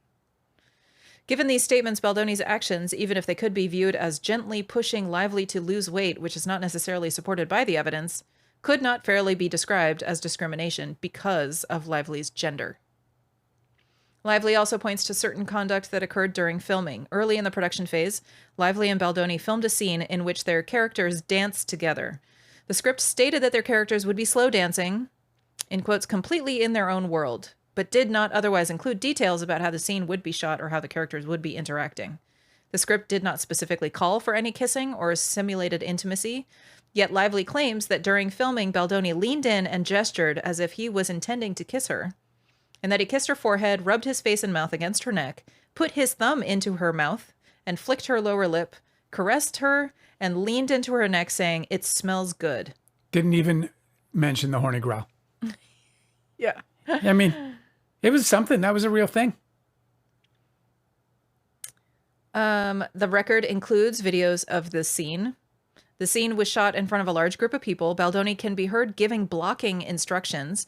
Both actors can be shown improvising. Other actors are in the background. There is no question that this conduct might support a hostile work environment claim if it occurred on a factory floor or in the executive suite. But in all sexual harassment cases, the court must carefully consider the social context in which particular behavior occurs and is experienced by its target.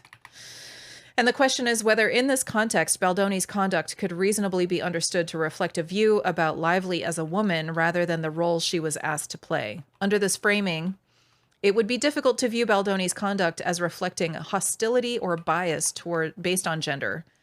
He was acting in the scene. Assuming he was improvising, the conduct was not so far beyond what might reasonably be expected to take place between two characters during a slow dancing scene, such that an inference of hostile treatment on the basis of sex would arise. At least in isolation, the conduct was directed to Lively's character rather than to Lively itself. Can you believe this? Creative artists, no less than comedy room writers, must have some amount of space to experiment within the bounds of an agreed script without fear of being held liable for sexual harassment. I can't believe that he doesn't get the problem. She doesn't have a problem with them slow dancing in character, like the script says. She has a problem with him trying to force kisses on her without telling her as the director of the film. The director of the film did not tell his scene partner that she was going to be kissed on the face and mouth. And he attempted to do it repeatedly anyway without directing her or telling her what he was going to do. And Judge Liman doesn't seem to think that that's important or necessary. I agree with you 100%. There's no way that should be allowed. There's no way that the script can be ambiguous as it relates to intimacy without every party in the scene consenting to it. Yeah. And it's so weird that they haven't pulled up shit like Malcolm McDowell, because it doesn't even have to be in the actual filming. Like Malcolm McDowell was not told that there was going to be hardcore porn in Caligula, right? Oh yeah. And so he shot his scenes and did his scenes, and Peter O'Toole, bro, like we're talking about the best actors of their time, and then all of a sudden they go to see the movie, and there's like porn, straight up full penetration porn. Did they sue them? Well, they were vocal. I don't know if there were lawsuits. I haven't looked that deeply into it, but I know that there was a great deal of mistrust in that situation. So, and whether or not that happens live, meaning while you're shooting, or you do it in post, it wouldn't fucking matter. And this is a bad precedent to try and set here. It's real bad. He says creative artists must have some amount of space to experiment within the bounds of an agreed script. See? Well, it's not within the bounds of an agreed script. It's not in the bounds of without fear of being held liable for sexual harassment. Come on, that's not anything like what happened. That is nothing what happened. That is nothing like what happened. This guy's giving. This is such a bad ruling by him. This is a really bad ruling. It should be challenged. That's bad. Mm-hmm. That's not her allegation at all. Because that can be tested to such a level. Yeah. Like you can test the fuck out of something like that. I agree with you. That's not good. Although these incidents could not on their own sustain a hostile work environment claim, sexual harassment claims must be viewed based on the totality of the circumstances. And there is other conduct by defendants that present a closer question. A reasonable jury could conclude that Baldoni commented on Lively's and Slate's personal physical appearances rather than their appearances as actors or characters in ways that made them uncomfortable. Comments of these types can help contribute to a hostile work environment. He's citing a lawsuit that says, similar to physical acts of harassment, unwanted comments about an employee's attractiveness and appearance have an exclusionary effect in the workplace and constitute unequal treatment. I wonder if Doug Liman ever talks to his brother. I mean, I wonder if Louis Liman, Judge Liman, ever talks to Doug Liman and be like, yo, like, because I can understand a director trying to protect themselves in that situation. Of course, there was a time. I mean, think about Lars von Trier. Like, there was a time when then you better put it in the directors fucking would script. spring shit on people. Here's the thing: you better put it in the script. Then, if you want to be protected, don't ask your fucking judge brother to do it. Just put it in your script. We sent a streaker in Don's Plum without anyone knowing. The whole point was to not let them know. Right. So we sent the guy full frontal, run right past everybody, and they had no idea it was going to happen. Must have had a blast. I was so excited. That was like prank time. I was so excited. Okay. But the thing is that event never actually was toward anybody. It didn't involve intimacy between anybody. So, that's, You created a hostile work environment for everybody equally, is what you're saying. Toby took his penis out on set. That was just on set, like while he was getting a photograph. Much worse than anything. And then he sent a couple goons to go retrieve the photo. That's we allege. Okay, during the first phase of shooting, Baldoni asked Lively to remove her jacket. And when she did so, revealed a partially unzipped onesie at the time and a lace bra underneath. Baldoni stated "pretty hot" in a tone that made Lively feel on display and uncomfortable. Lively responded that that was not what she was going for, and Baldoni replied, "Sexy?" To which she stated, "Neither. I guess that's the quote. Yeah, whatever. So the comment was understood contemporaneously to be inappropriate. Jenny Slate told Baldoni that comments about actors' bodies and their wardrobes ranged from irrelevant to unnecessary to inappropriate and distracting, and we're just not doing this anymore. Baldoni rolled his eyes and stated, "Sorry, I missed the sexual harassment training," before walking away. Can you fucking believe that? That guy's running the set. Also that day, Lively was wearing a jacket over a dress with a lower cut neckline, not in wardrobe. And when she bent down to pick something up, her jacket fell open, revealing her dress and cleavage. And Baldoni said, "I like your outfit," while making a back and forth gesture across his chest area, which Lively interpreted as referring to her chest. Although Lively had referred to her own wardrobe as sexy on certain occasions, that did not open the door to all manner of comments on her appearance. Baldoni also told Slate, who played his character's sister, was not involved in any sexual content in the film and was wearing black leather pants at the time, "I can say this because my wife is here, but you look sexy in what you're wearing." It's inappropriate, and calling an object sexy does not fucking meet the same. Couldn't ever meet the same standard. If Justin Baldoni said an object was sexy and somebody complained about it on set, I would be arguing for him. It's, like that she said these shoes are sexy, or a piece of wardrobe, any piece of wardrobe is sexy. It not only doesn't open the door, it doesn't constitute any consideration toward anything remotely sexualized or inappropriate. It's impossible. I saw the clip of the BTS. word sexy itself is not an offensive word. It's how it's used. Yep. I saw the BTS clip of when she's referring to her shoes, and she's literally seated on the ground, pointing at her shoes and talking to somebody. And she was like, "Yeah, I like these. These are sexy," or she says something like that. And she's literally talking about the shoes. Come on. Shoes. People. That's Not her tits. Oh my God. Come on, man. I can say this because my wife is here, but you look sexy in what you're wearing. I feel like that's kind of misstated. It's a quote, so I guess it's not, but we heard so many different versions of these stories, it's kind of hard to tell them apart. Okay, continuing. Judge Liman says, "Then there is the intrusion into Lively's physical privacy. On the second day of filming, Heath arrived at Lively's trailer while she was almost entirely undressed and having her body makeup removed. Lively agreed to meet with him because she had concerns that she wanted to share with him, but she made him promise to turn away from her and face the wall, which he agreed to do. At some point during the discussion, Lively realized that Heath had turned away from the wall to face her and was staring at her exposed body through a mirror." See, that's different than the story. I don't care. It's still a massive same thing. Lively confronted Heath in the moment, and he admitted looking at her saying, Oh, sorry. I like to make eye contact with people when I talk to them. Except for times where you're asked explicitly not to. Unbelievable. Let's see. The Second Circuit has recognized that stares at a woman's body can provide evidence of a hostile work environment. And here, Lively was in a state of undress and specifically asked Heath not to look at her. In another incident, Baldoni and Heath pushed for Lively to perform a birth scene naked, even though her character was in a hospital. They had not previously discussed blocking the scene in this way.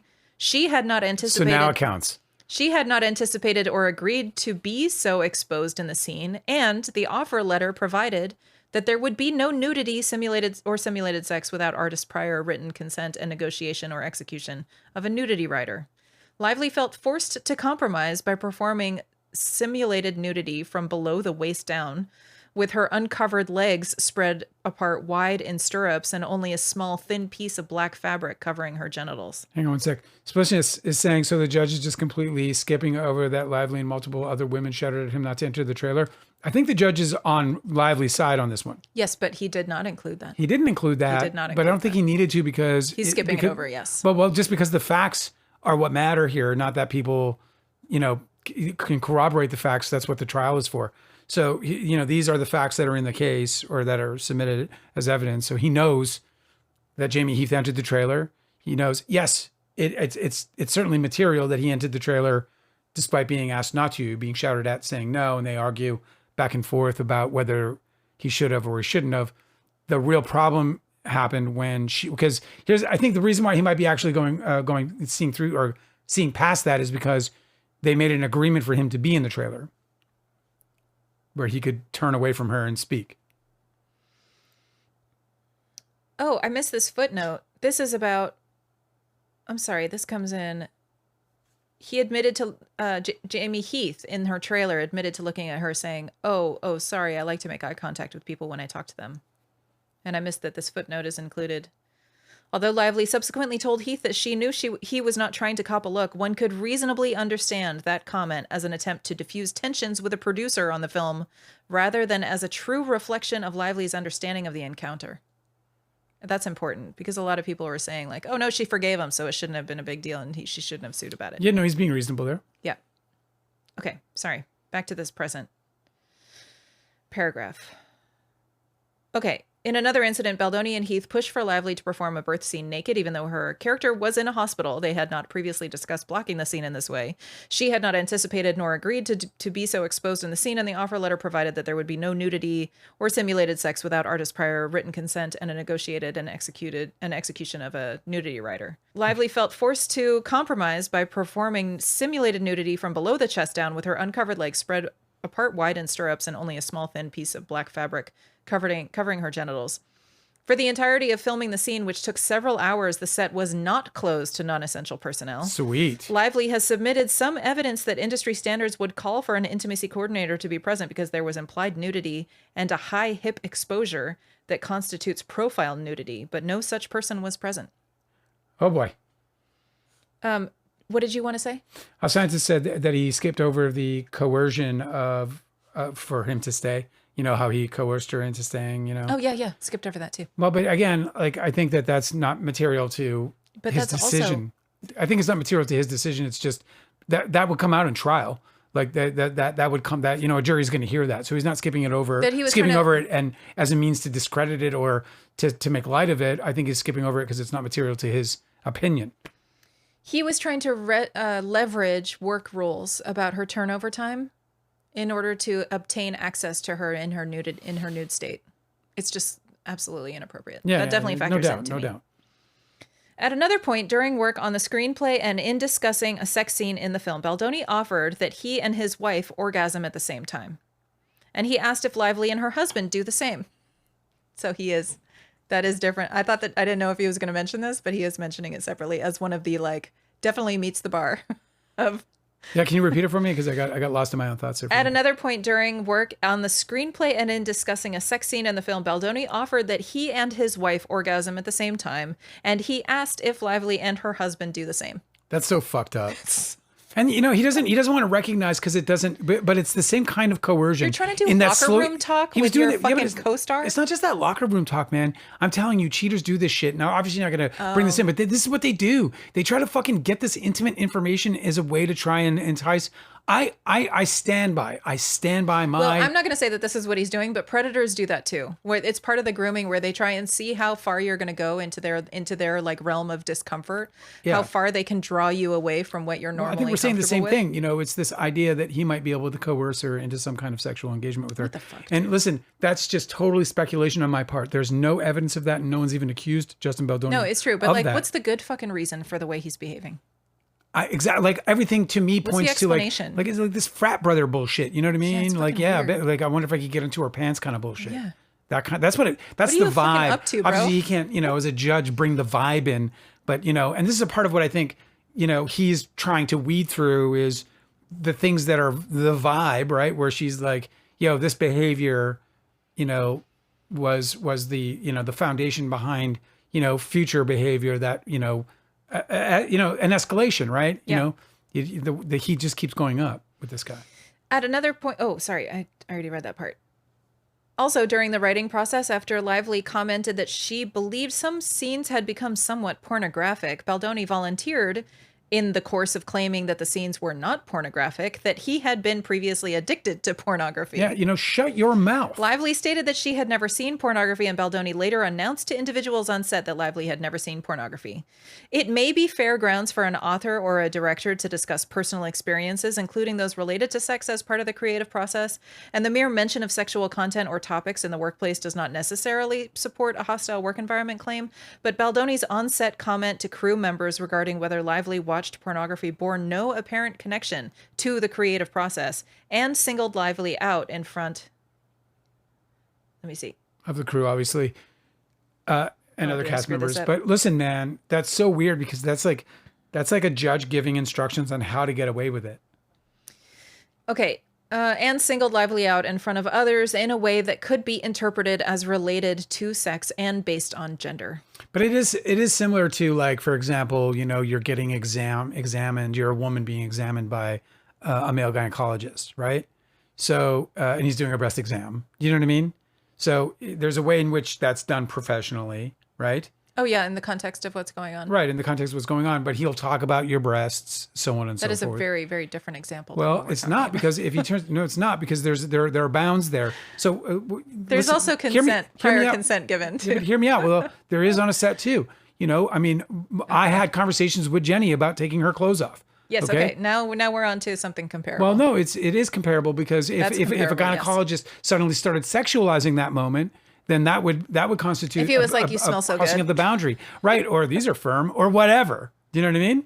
Or like, give him a little undertow, or you know what I mean? Like he whatever, that this person suddenly crosses boundaries that are at least if not explicitly expressed, presumed to be there. And there are boundaries that there should be a presumption of boundary between a director and an actor when they're dealing with sexual activity. Like, a good director would be like, are you okay? Are you comfortable right now with this conversation? If you're uncomfortable at any time, please let me know, and we'll change the way we approach the conversation to make you comfortable, because I want to make sure you understand what we're going for in this scene, because it's something that's very professional.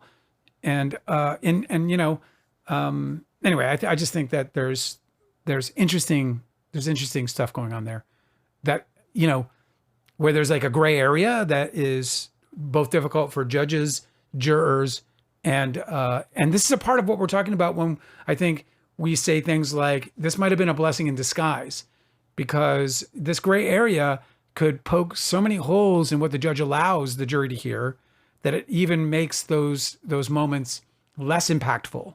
Yeah. If that makes sense. Okay. Citing another lawsuit, the mere presence of pornography in a workplace can alter the status of women therein and is relevant to assessing the objective hostility of the environment. That's interesting. I'm not sure I understood it. Yeah. Well, if you're talking in a mixed group, right, men and women, and all the men are having discussions about porn, right, then it can alter the status of the women in the conversation. Yeah, that's very interesting. Can you sit down, please? Okay. So basically, it puts them into a place of being sexualized. Yep. Yeah.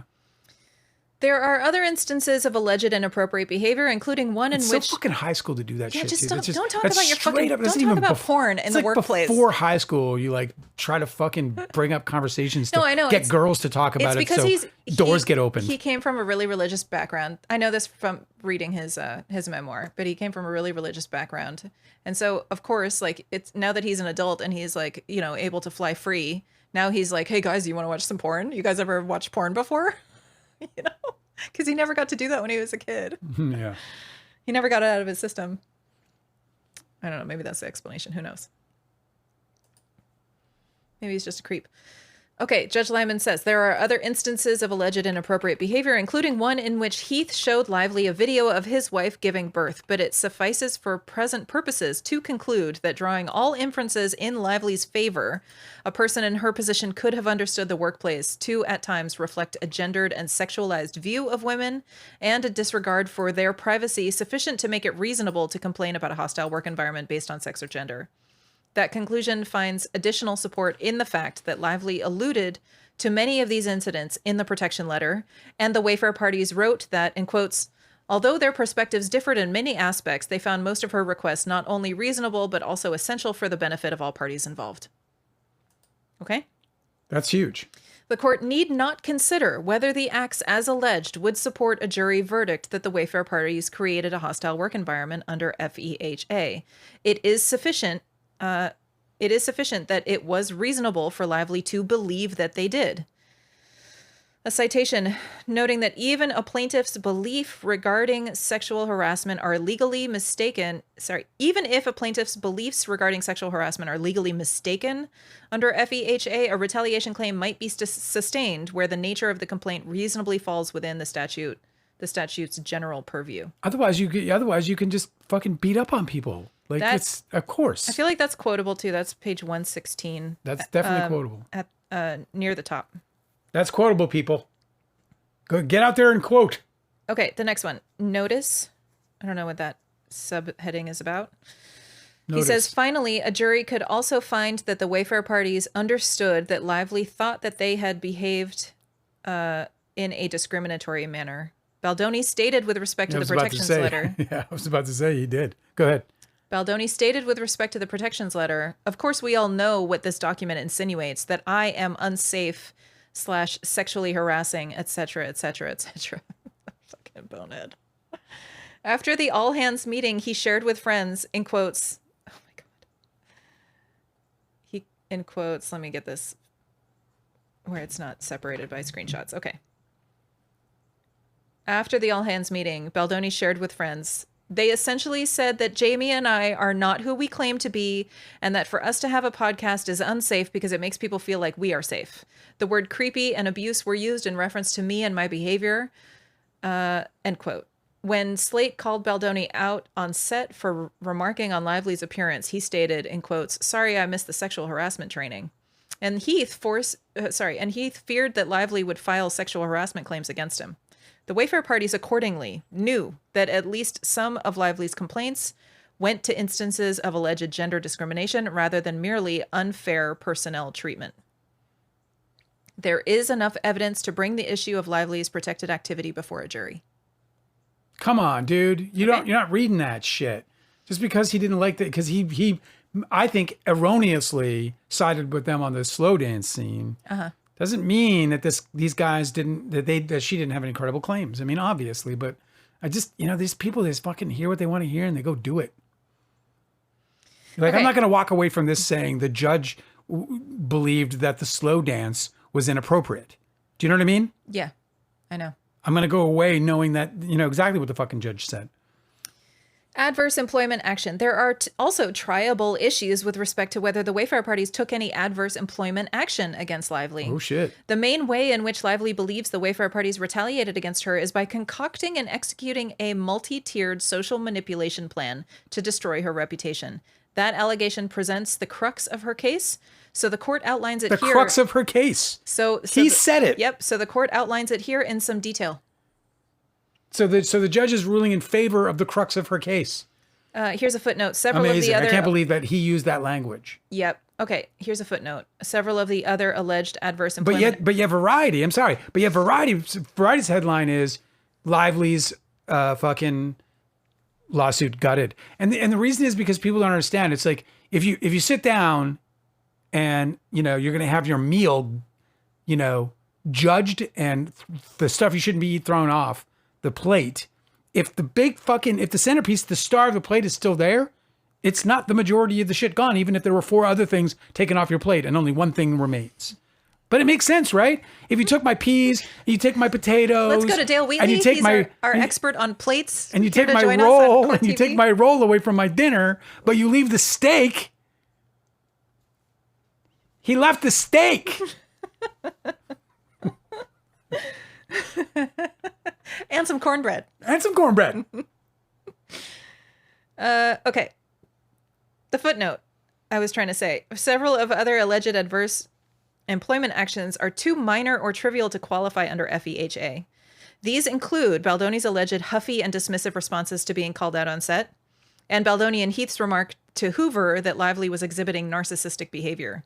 There is no indication that these actions were reasonably likely to adversely and materially affect Lively's job performance or her opportunities for advancement in her career, which is how it would apply to the FEHA law. Ah. Okay? That's interesting. Obviously, that was wrongdoing, but does it apply to that law? And he says no. Yeah, I mean, there's, I that can't argue with him on that because I have no brain. Factual background. In May 2024, after Reynolds blocked Baldoni on social media, Baldoni worried that Lively might do the same to, in quotes, plant seeds and, quote, give crumbs so that, in quote, fans would go digging. He therefore asked his publicist, Jennifer Abel, to formulate a real plan in case that happened so that he could feel at ease. Baldoni's concerns continued to escalate after other cast members appeared at a June 15th, 2024 book bonanza without him. Okay. The reason they were without him was because he was in the hospital. Fucking Cinderella. He was in the hospital. Yeah. He literally could not attend because he was hospitalized. So it's not like... Yeah, There's a reason. It wasn't alienation even if it was. They didn't leave him out. They were happy. They were like, look, I don't want the guy to die, but I'm glad he's got something else to do. Okay, 2 days later, Baldoni and Abel had an hour-long call in which he asked for recommendations for attorneys. Heath also asked Mitz Toskovich, Wayfair's vice president of operations, to start compiling a timeline document regarding all of the alleged incidents. In July 2024, Lively informed Sony that she would not appear in press with Baldoni.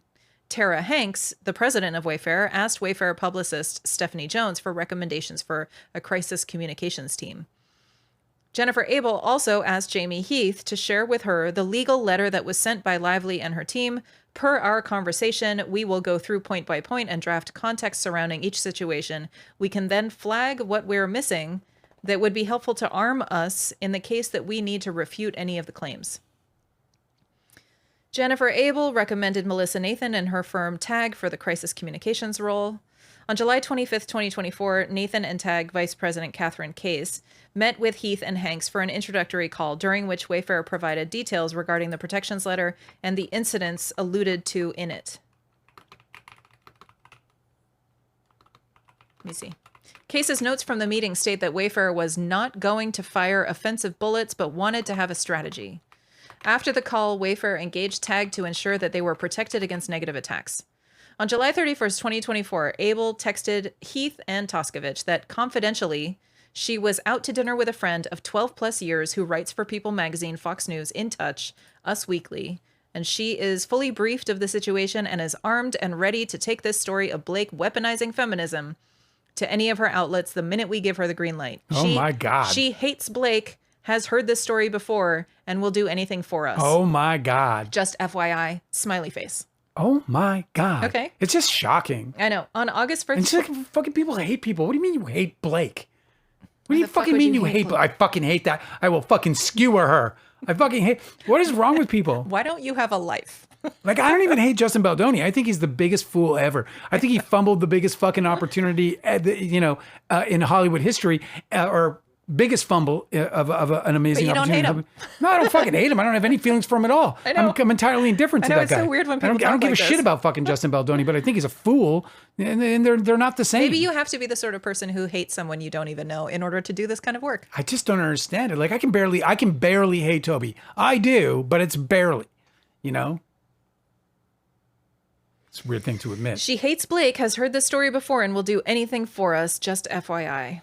On August 1st, 2024, TAG discussed drafting a scenario document in anticipation of an inevitable story from Lively's team in order to desensationalize Lively's story by teeing up a friendly to run the day of or right after the premiere, someone who is covering the overall of the film. Covering the overall film of Baldoni, saying something along the lines of, me and Blake had our differences, but I still respect her. So we at least set the stage and can then give the rest on background to reporters. So when the hit pieces run, it's not as big of a shock. Now, this is interesting. So this quote from TAG, drafting a scenario document in anticipation of an inevitable story from Lively's team. That was the biggest problem of this whole thing. They convinced themselves and Baldoni that they had to prepare for some sort of incoming attack that was that inevitable. there was this offense against them. And it never came. Well, because the thing about it is, and I've said this before, and I'll gladly say it again. In Hollywood, man, they click out. They go into their separate ways, and all of a sudden there's these. And like I said, man, all Justin Baldoni needed to do was just shut up and sit there, and then tell everybody she's fucking crazy. Just do that shit, just behind the scenes. She's crazy. That's what everybody that else chick does. is crazy. That's exactly what everybody else does. If he'd have played that, he would have had all the fucking, misogynists and sympathizers of Hollywood hovering all around him, feeding on them big teats, coming from Steve Sarowitz, Oh, yeah. And Katie, he would have been fine because distributors would have been in on the money too. The money was so powerful. That's how how fucked up you got to be you have to be bad like Kanye. You know what I mean? You got to be bad like Kanye in the eyes of the industry for them to turn their eyes away from the kind of money that Sarowitz brought to the table. Should I continue? Please. Katie Case sent Wayfair and Baldoni a scenario planning document the next day. In it, Tag recommended certain messaging points emphasizing both Baldoni's stellar reputation. The guy who's been sued 4 times. Well, here's what's crazy about it is that everybody's saying, so how can you say that it was her bad reputation that destroyed her when you yourself hired her on her good reputation? Oh my goodness. Okay. Sorry. Forgive me. In it, who'd you ask, her mom? In it, Tag or maybe her dad. Are you done? Did you get it? Yes. Her dad, because he's dead? He talks to him? Yes. In it, Tag recommended certain messaging points emphasizing both Baldoni's stellar reputation, including his history of activism and advocacy of and for women in Hollywood, and Lively's less than favorable reputation in the industry. When they hired Blake Lively, they literally said the opposite about her. They were so thrilled because she had such a great, he called it sterling reputation in the industry. Yeah. Well, you heard what WME said after the judge's dismissal of the sexual harassment claims. And I mean, they fucking, it was an outpouring of support. Yeah, of course. The document also suggested that Tag explore planting stories about the weaponization of feminism and how people in Lively's circle like Taylor Swift have been accused of utilizing these tactics to bully into getting what they want. Has anybody ever been able to identify and define what feminism can be weaponized to, with, how? Well, Cosmic Urgency called us out for this, if you recall. And I think there are ways to weaponize feminism, I suppose. How do you weaponize feminism? Well, you like, so using the principles around, that govern feminism against men who are not offending. Who are not offending. Yeah. But it's only if they offend that they would be offended. No, that's precisely what I believe they're referring to. Like, so for example, what you're talking about is weaponizing the judicial system. I touch your shoulder, right? We're working together. You're talking about weaponizing the judicial system, not feminism. No, I'm not talking about that. I'm saying, I think that these people don't understand what feminism is if you think it can be weaponized. It's like saying I you looked could it up weaponize online and I got a pretty good answer. About weaponizing feminism? Yeah. It's just, I don't understand. I don't know if I remember it exactly, but they're talking about weaponizing the judicial system. You got to be anti-Semitic. I don't know what that means. Cosmic Urgency. Falbong says, I'm not worried about Blake's career options. That family has gin, mobile, oh yeah, I know. English football, money. So yeah, no, I mean, she's going to be fine, obviously, but it's not even about money. This is the whole point I was making about it is like, what's his name's got money, bro. I mean, Steve Sarowitz, the guy's a billionaire. And believe me, Hollywood would love to have their hands in that cookie jar, but they're not even getting, that's the whole point I'm trying to make, is that they don't even want their hands in that cookie jar now. That's how contaminated that shit is. And I'm telling you, Hollywood would sell its fucking firstborn child for someone's money. So you got to do some fucking, you got to be a real high risk on every possible level for Hollywood to be turning their backs on them. That's very clear. And you know what, maybe it comes back around because that money will stink. It stinks, and it that pheromone, that money pheromone. It's like the cartoons where he's floating. Yeah. He's floating with his nose to the pie in the window. Exactly. That's like when there's a billionaire anywhere in Hollywood, right? That's exactly right. That's fucking agents and studio heads because they want to mitigate risks, and they, man, anybody's gonna drop fucking a quarter, like $100 million, $25 million, $50 million into a fund. Let's go. Okay. There's no integrity, bro. The document also suggested that Tag explore planting stories about the weaponization of feminism and how people in Lively's circle, like Taylor Swift, have been accused of utilizing these tactics to bully into getting what they want.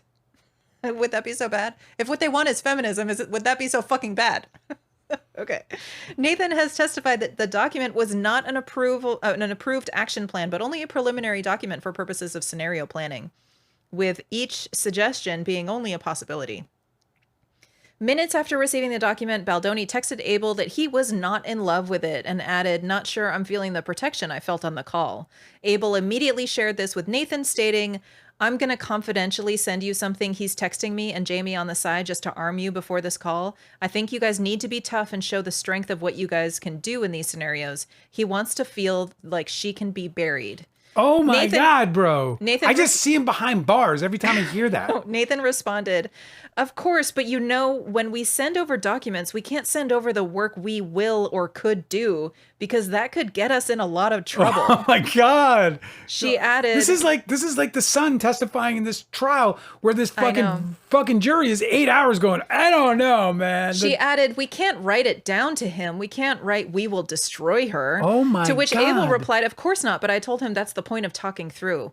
Nathan then observed, "He has to look at it as an information document for us to be armed with. That's all. Imagine if a document saying all the things he wants ends up in the wrong hands." Oh my God. We can bury anyone, but I can't write that to him. I will. I'll be very tough. Oh my God. I will. Yes. They're fucked, bro. Nathan also They're just so damn fucked. I know it. Nathan also sent an agenda to Abel. This is why Megan Twohey wrote an article. Exactly. This the is only exactly reason. why. It's the Inside a title Hollywood of the smear fucking, machine. Of course. Okay. Nathan also sent an agenda to Abel for an upcoming call with Baldoni, which included, in quotes, discussing a more aggressive way to get ahead of this. On August 4th, 2024, Abel messaged Nathan that she was having reckless thoughts of wanting to plant pieces this week of how horrible Blake is to work with. I'm starting to wonder if Liman did her a favor because this stuff is so overwhelming that when the jury hears this, it's overwhelming. Yeah. And then they're not going to be preoccupied with whether or not Blake was, actually harmed at all, because this is just explosive. I honestly wonder if the guy was like, "I got you, girl. Don't worry about it. We're going to fucking narrow this down to the real fucking issue because this is the real issue. Your this is trial's why gonna I get got in, get involved. out. This is why I got involved and wanted to, cover the case. Is all because of this. Oh my God. Are we going to run out of time or should I continue? How much do we have left? Oh, so much. We're not going to finish it tonight. All right, well, let's go to chat. Okay. Oh my God, you guys, did you hear this? Come on, man. Yeah, these guys, it's so funny because like people are like, "You didn't read it," telling me that I didn't read it, and which was true. I hadn't read it. Oh, this is a good answer. Okay, Splishness clarified this for me. J.K. Rowling and all of the transphobes, they absolutely weaponize feminism against trans people. This is true. But those people but they have a specific title. They're called TERFs, trans exclusionary radical feminists. Yeah. And this is why they have like a specific designation, because I don't think that feminism in itself can be weaponized against trans women. It's only if these people are very exclusionary in their application of feminism, and so that's why they have their little subgroup. But that's definitely them trying to weaponize feminism to harm other marginalized people. It's so unbelievable. Every time I see one of them do it, I'm like, don't you understand what the fight is? Yeah. Don't you know what we're fighting against? You silly, silly person. They hate them because they're women. Like, why do you hate them because they're women? Crazy. The Junk Farm said Baldoni put himself in the hospital to excuse missing book bonanza. I really do think that he did have a spinal infection, because it was like a month or weeks prior to that, he went to Cabo or somewhere and got and got some like spinal injections from like, some like uncertified like give me that. It's like some experimental treatment. Do you have it in raspberry? I'll take the raspberry spinal injection. He went to Mexico and got spinal injections, yeah, he did. And then was like, "Golly, I don't know why my spine is infected now." Oh man. Might have been on account of that penetrating injection from a Mexican doctor. Not that a Mexican doctor is necessarily bad. I knew a Mexican dentist. He was amazing. No, but apparently from Mexico and the whole thing. What he got was these like experimental treatments. He got like stem cells injected. Come on. That's why your spine's fucked up. His own publicists were talking about what a bonehead he is for putting himself in the hospital with it. It's Never Aaron said that. I love that name, by the way. He said it's a very interesting industry full of unhinged people. Yeah, well, look at well, It's gotta Hollywood. be, though. Hollywood has listen, man, hang out, keep coming back to this live because I tell Hollywood stories all the time. I've repeated a few as Cosmic Urgency can attest to, and yeah, man, it just attracts the strangest people, but also the most, and you know this from reading the book, some of the most amazing human beings I've ever met in my life. Like, I mean, and I think I'm fairly well cultured in that respect. Like I've been very lucky. I've worked with and met some of the coolest people you'll ever know. I'm not in the world of science and, just so in my circles, mostly the arts, but still brilliant minds, staggering personalities and, intoxicating humans all around. And then there's the fucking Baldonis. And that's why I don't like the guy as it relates to, him and what he's all about. These people who put up these facades, try to be these things that they're fucking not, to try and elevate themselves in this world so that they can get these opportunities that are then really ultimately taken away from some people out there who have worked hard, who have achieved these goals through different means. And I'm not trying to in any way take away from Baldoni's talent. The guy's talented guy. I watched the movie. I thought he was good in it. But yeah, his this idea, these people, this isn't just him. Obviously, there are so many people in Hollywood who create these just outlandish ways in which remember Angeline?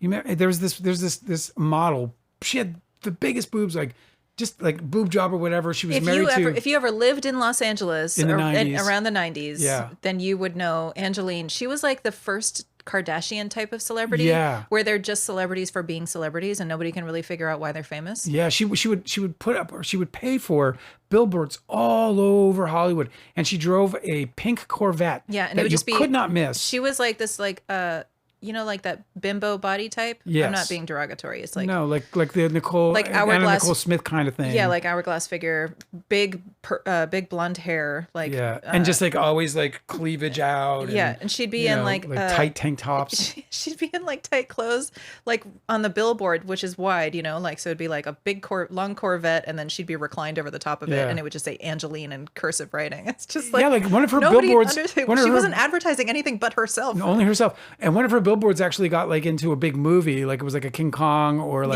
or the new Godzilla or something back in 2000s, in the early 2000s. One of the monsters smashed it off or something, and that was really the extent of her fame. And she's just she tried to elevate herself in this business to try and get that kind of exposure where she made it. In her mind, I'm sure she made it big time. She had to negotiate her likeness. Her likeness was in a big giant fucking movie, so.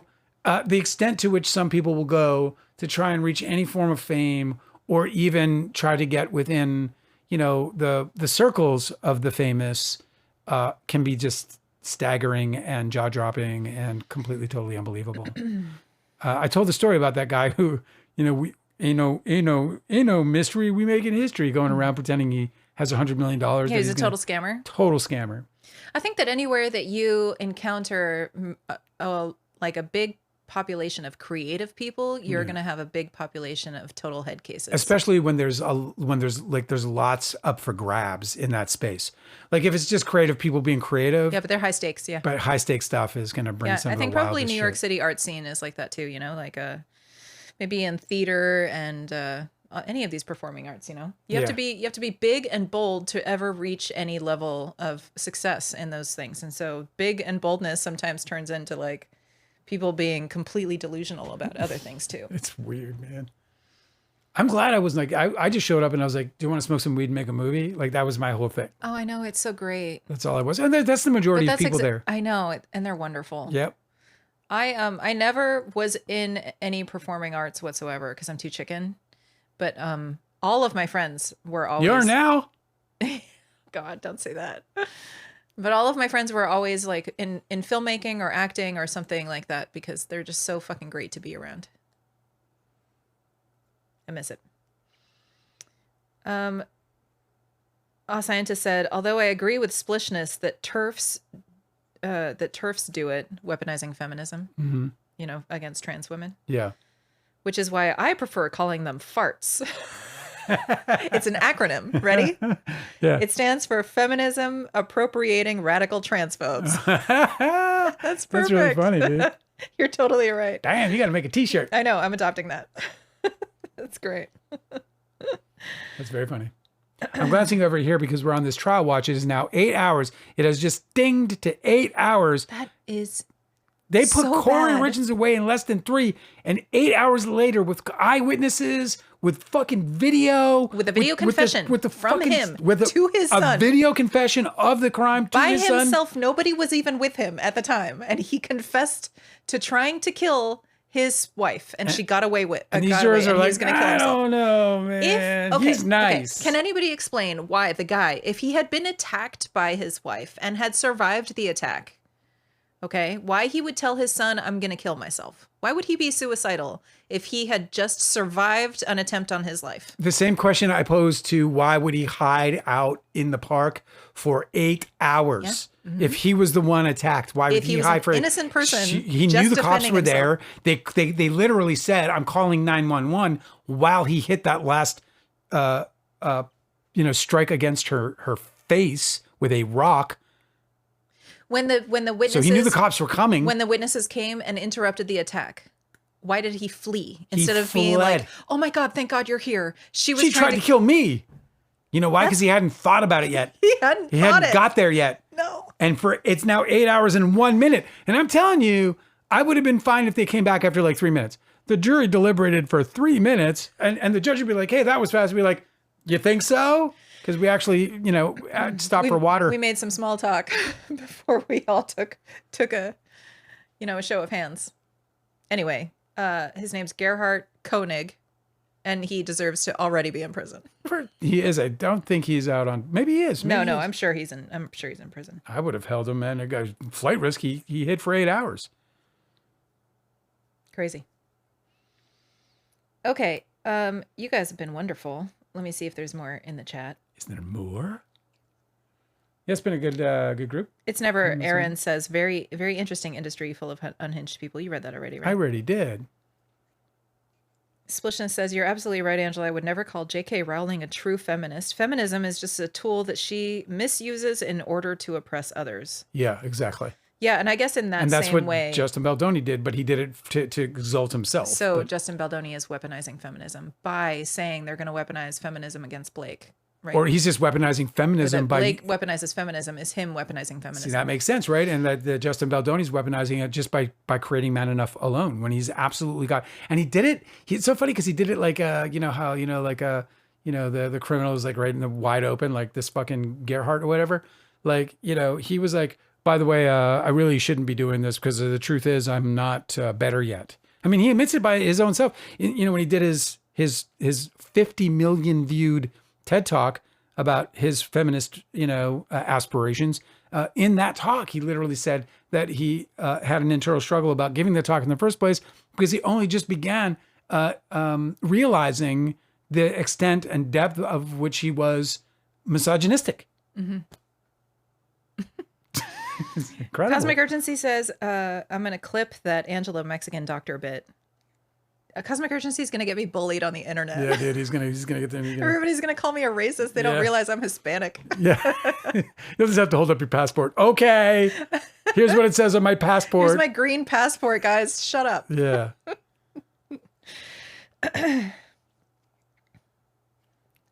It's Never Aaron said, I'll bring my friends to the channel too. The Entourage community loves Don's Plum. Yeah, well, I love the Entourage community, and I said, Aaron, you're such a sweetheart. I agree. I like. I'm very lucky that he found my book, man. I really am. Law Scientist said that Justin Baldoni blamed his spinal infection on both Colleen Hoover and Blake Lively. Can you imagine? He knew what he did. That's literally medically impossible. I know. That's literally medically impossible. But he has like a psychic intuitive that he uses for medical advice. And so he was probably told that his emotions are making him sick or something, which I know can happen. But in this case, he actually got a spinal injection and then just a few weeks later developed an infection. So it's pretty clear to see the cause and effect of the situation. Unbelievable. It's Never Aaron wants to know, will you release the Leo tapes? Apparently they're already released. You're seeing people clipping them all the time. I don't know to what extent they are, but yes, I will be. I'll be releasing all of Toby as well. I think somebody said, Cosmic Energy said we don't have Toby's side of the story, which it's not his side of the story. It's my side of the story, so it doesn't even matter. But I do have his representation of his side of the story, which I intend to release at some point. It's Never Aaron said, Emmy Rossum is so fine, but I heard she's mean like Toby, I guess. Didn't you say something about that? Yes, I did. Yeah. I don't know anything about Emmy Rossum. I've never seen any of her work whatsoever, but my ex-boyfriend was a music video director. He's now a horror film director. He's doing really well. I'm proud of him. And he's a real sweetheart, and he worked really, really hard on a music video for her. And he came up with the concept. He went over to her house. He filmed it with her. He edited it himself. It turned out awesome. And when she released it on social media, she took full credit, and she never named him or anything. And he was like, what the fuck? I hope he blows so the fuck up that Emmy Rossum is like, God damn it. If you ever see it, it's the video where she is singing and changing outfits. Like, so it's a bunch of edits of her in different outfits that she's just changing in her bedroom from her own closet. And it's like a really cute video. She's adorable in it. It turned out really well. But that's the one that was... It's funny that he's a horror film director, so you would never think that he directed this cutesy little video of a girl changing into dresses. But that was directed by Adam Egypt Mortimer. And he should have been fucking credited, because everybody in Hollywood struggles to be, you know... it's horrible. It's because she was a name at the time. Yes, I know. Just so I mean, it was like a big deal so for him unnecessarily fucking rude, you know? Cosmic's asking when I'm going to release the tape. The Leo tapes. Well, we're going to be doing a portion of our podcast for that specifically. Happiness in Your Life said. Cosmic Urgency said the director of Daniel isn't real. Yes, that's him. Oh yeah. That's Angela's ex. Yeah. He's a really nice guy. I wish him all the success in the world. Yeah. I mean, I've never met him, but I don't want him anywhere near my woman. You know what I'm saying? Eyes off, buddy. I don't think he's interested. Back off. I think he's good. No, he sounds like a wonderful dude. You guys had a really great relationship. It was an amicable break and all that fun stuff. So. Yeah. Dr. Mark Hyman and someone else also got infections from spinal injections. Someone else wealthy and high profile. I don't remember who. This is Happiness in Your Life said. Yeah. Yeah. It's obviously a very risky procedure. Hi, Happiness in Your Life. I'm so happy to see you. Because the reason why is because your spinal fluid is not does not get circulated with your blood and filtered the same way. Yeah. So it's very difficult. If anything gets in there, it doesn't have the same easy way of your body attacking an infection the way that it would if you got like a cut on your hand or something, you know? Right. So it's extremely risky to inject or introduce any foreign body into your spine. It's just of course. Like your spinal fluid. It goes without saying. It goes without saying. You don't need a degree. You don't even need a fucking big fucking red warning on something. You know, it's obvious. I'm going to put this in my spine. Yeah, it's crazy. Bro, I mean, I grew up experimenting with drugs. 0 times was I willing to inject them. 0 times. I was like, man, that's just too high level for me, buddy. You know, I think I need a doctor present. I mean, it's just the madness involved in that whole concept in your brain. But it was Colleen Hoover's fault. Disgusting. I know. And misogynistic. I know. After all she gave to him. Yeah. After all that she and Blake Lively gave to him, this is the thanks that they get. It does drive me crazy. They're getting blamed for shit that they couldn't possibly have ever had any involvement in. He literally bought a mansion. He literally bought a fucking mansion. Yeah. And he had the same deal as Blake Lively. Same back end deal.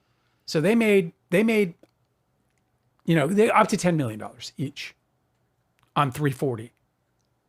And that's the minimum. They're still getting checks. They got 10%, bro. They're still getting checks. Unbelievable. Hey, listen, let me ask Aaron something while he's here. Aaron, how did you feel about the way I wrote Kevin Connolly in the book? I'm just curious. Let me know what you think. In terms of like, did he come off the page as Kevin Connolly to you? Because like they're all fans of Entourage. Yeah, they're fans of Entourage. So I'm curious about how you felt. Like, how did you think Kevin read? Like, did he read like the or did I miss the mark a little bit there? He was the guy I was most worried about writing. 100%. I was like, when I see, I think when people take on big projects, screenplays, books, whatever, when you sit down and you start writing it, you're like, oh my God, this is this is so big, and you start like almost talking yourself out of it with how big it is. This is going to take several drafts, blah blah blah, whatever. The story's missing that. Well, for me, when I sat down and started writing the memoir, I was like, how am I going to represent Kevin Connolly? Because I think he's like one of the wittiest, kind of funniest guys I ever met. Like he also had a very, I don't know, really, really tough. Cosmic Urgency says, I'll work with Justin Baldoni. Yeah. And we can talk about his dong all day long. I know, I responded to you. Can you imagine? Hey man, you circumcised? You know, oh, you want to just see? Dude, in his somebody asked in one of the depositions, why is the group of friends that you talk to online, you have like a whole like text chain, a big group, like it's your Baha'i prayer group or something. They were like, how come it's all men? And he was like, oh, because we have a men's group and then the women have the women's group. You know, like, because it's as if Baha'i it just faith. made sense. As if it just made, yeah, of course. As if that's just like the explanation. Because, you know, sometimes I just need to be with male energy, buddy. So maybe they do just sit around and talk about their dongs all day long. It's just so fucking weird. I've never in my life Is that what ever men do? I have needed no to idea. be. I found myself in all men groups, you know, but even then that's not even true. Like, well, that's, you know, when I first started my dart league here, it was just dudes. But then we got a woman. She was our second best player. Second to me. Of course. Remember her? Yeah, and it was no thing. It was not a thing. We didn't think about it. It was like, well, it's kind of a men's thing. I think it would have been an issue if she didn't drink beer, is what the problem would have been. No, we had another guy who didn't drink beer. Listen, it's just weird to me that there's such a thing as like that you need that, you know? But then, you know, the girls do their thing, right? They go to the bathroom or whatever. Well, here's the thing. Shopping days. Because somebody has to hold your hair back when you puke. That's why girls go to the bathroom together. No, I don't know. I've never experienced that before. I know that I've always like overheard other like girl conversations in the bathroom, and it's always just like really, really fucking cute and supportive and very sweet and complimentary. They're just like absolute angels in there. And I think that's probably why they enjoy it. It's just a weird thing to need. Like it happens. The point is like life just happens that way. You know, I ended up in all men's groups when we, you know, my bowling league. I was in a bowling league. I'm kidding.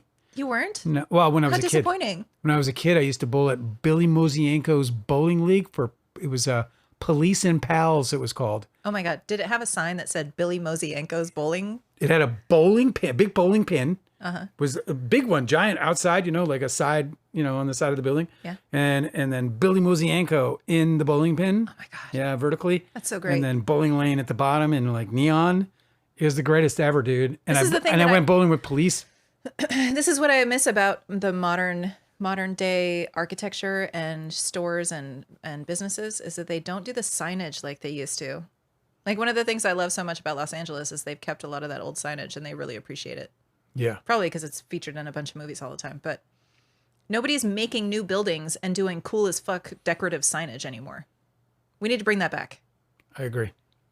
Billy Mosienko's bowling? Is that what it said? Yeah, Billy Mosienko's bowling lane. In neon. Bowling pin with the name down it. I loved it. He must have been like, this is so great. Well, I know that the neon artist was like, fuck yes. Because it's a really big name. So of course he put it down a bowling. My dad was a big bowler. He was missing a middle finger on his bowling hand. And so he stuffed it with, you know, whatever, some kind of stuffing, you know, fabric. Like cotton or something? Yeah. Stuffed it in there? But it would pop every time he threw. You know, like, his little nub would pop out of the bowling ball? Every time. Like loud, you know, when you do that. Super loud. Every time. I bet he greased it up so it would you could hear it like 4 lanes over. He'd be like, what was that? That's amazing. Yeah. He would just get the end of it in, you know, because it was below the knuckle and he would just get the end of it in there. I love that he didn't let that stop him. He was a good bowler. That he's like, he had a bowling disability. He used to do that with the kids, you know, because like little kids would be there and then my dad would just go and then he'd turn around and his entire finger's gone. And they'd be just like, they just could not believe it.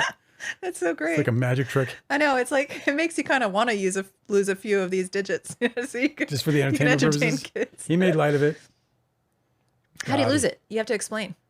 How do you lose his finger? He was a truck driver and he was unloading and a forklift came off and they pinched it. It was coming off the truck somehow and either underneath or below, but anyway, he pinched it and then he got sepsis, and so they just kept taking it down with sepsis. Ugh. So he started at the end above the knuckle, and he ended up below the knuckle, and he went into sepsis a couple times. Oh, because he wasn't doing wound care properly. No, not my dad. My dad was fucking covered in fucking butter and whatever else, because he loves to bake. That's the thing. Some patients, I bet some doctors are like, listen, we are trying to help you, sir. But if you don't go home and keep this clean, you know? Yeah. Fucking messy trucker. What else? It seems like I did. Would you have Kevin on the show to talk about his side? I absolutely would. 100% I would have him on here. I would not be here that day because I think that guy needs to apologize way more and way sooner. It would get so for contentious, all though. the damage that he's done. It gets so contentious, dude. Because I would be because the minute he tried to fucking pull bullshit on me, I'd be, fuck you, bro. I would actually, you know what? I would prepare with his deposition. Oh my God, dude. I would have everything. Well, really? Because this is what you actually said back in the day when your memory was fresher. Wouldn't you agree your memory was fresher 30 years ago? He's funny and his talking style is identical to his interview, so it's good to know. I don't know if you're talking about my writing there. A scientist said about girls that go to the bathroom together. Yeah. A scientist said also the drunk girl stranger convos in bathrooms are so completely wholesome. Yeah, I bet. Like drunk girls don't get belligerent. They get really complimentary and like super sincere. Yeah. For some reason, I wrote this scene in my book where we're hanging out with Brittany Murphy. We're drinking. She drank too much. And she goes into a hotel bathroom where she thinks she's going to get sick. She goes into the stall, and instead of getting sick, she sings. And she heals herself. It was a really beautiful moment. It was one of the coolest moments I ever had in Hollywood. And it wasn't just because it was Brittany Murphy. She was just a friend to me. It was the moment itself that was just so goddamn special. And these are the kind of things that go on in Hollywood where you're like, fuck, that's just, oh, I know. Where like where would that ever happen? You'll be hanging out with somebody for like 5 years already before they break out their like crazy wild talent. Oh my God. And she they're sang like fucking like Bonnie Raitt. I was just like, amazing. Holy shit. The voice was magic. But I neglected to put in that because I was fumbling with the scene when I was drafting it. I was like, fuck it, I'm just going to write her out. But Artie's wife, now wife, but then girlfriend, Amy Israel, was with us. She was the one who put her in the bathroom. We didn't walk her into the bathroom. It was a woman's bathroom. But I was like, people aren't going to notice. And they didn't, or so it seems. But it was actually Amy Israel who walked her into the bathroom. And then when there was no one else in there, because it was like 2 a.m. or whatever, she was like, you guys can come in. No one's in here. So we went in. Cosmic Urgency is asking, did you know Brittany in 99, 2000? Yes, I did. Actually, in 99, 2000, she was trying to get my wife to be her personal assistant. We had an argument about that, me and my ex. It's Never Aaron answered your question. Did you hear this? No. Did you see this? Okay. No, I missed it. I couldn't find it. I was looking for it feverishly. It's Never Aaron said he's, let's see. He's funny and his talking style is identical to interviews. So it's good to know that he didn't change with age. This is probably not about your book. He's Unk now. He's older. Yeah, that's funny. Though, because most of his fans come from Entourage and they all make fun of his directing ventures. He said he made Mafia movie and we all hated it, to be honest. Yeah, Gotti. It's Never Aaron said, yeah, I'm saying you wrote him well to my taste. Oh, okay, great. Well, that's cool. That was the guy I was most worried about writing. Truth is, I probably wrote him better than I wrote, maybe even Toby. Although I wrote Toby pretty well, I think. We'll see. Whatever. Good night, Tangerine Gora said, good night, everybody. I hope I enjoyed the live today, but I have a flight to catch tomorrow. Oh, fly safely. Have safe travels. Yes, safe travels. Enjoy your journey. Indeed. May whatever you're traveling for be a delight. All right, 2:22 just passed. Why don't we hit the road? 8 hours and 19 minutes into a jury that it just. Well, if this one's hung, we're gonna cover the retrial. I promise you that. I hope they retry him. Oh my God. They'll retry him. Oh, good. The evidence is overwhelming. Yes. It's overwhelming. Oh my God. They're not gonna let him walk. No. They're gonna fucking try him again for sure. And we'll be covering it. Promise you that. You guys are tremendous. I had a really great time tonight. I hope you did too. Thank you for reading. Oh, yeah. You did wonderful. Are we coming back tomorrow or the next day? We're going to come back tomorrow, are we not? Sure. How much do we have left? Oh, Archival Raccoon wants to know any reason the last Astrology Live is not on Patreon anymore. Oh, shit. I didn't post it. I'll post it as soon as I finish here. I just didn't post it. I forgot to do that. I'm bad. Yeah, I'm bad. thanks for reminding us. Yeah, I'll get it ready for you guys, actually. Neptune was fun. Thank you for bringing that up. All right, you guys. Until mañana, we'll see you. I hope your rest of your night is filled with fucking joy. Good night, good night. Good night.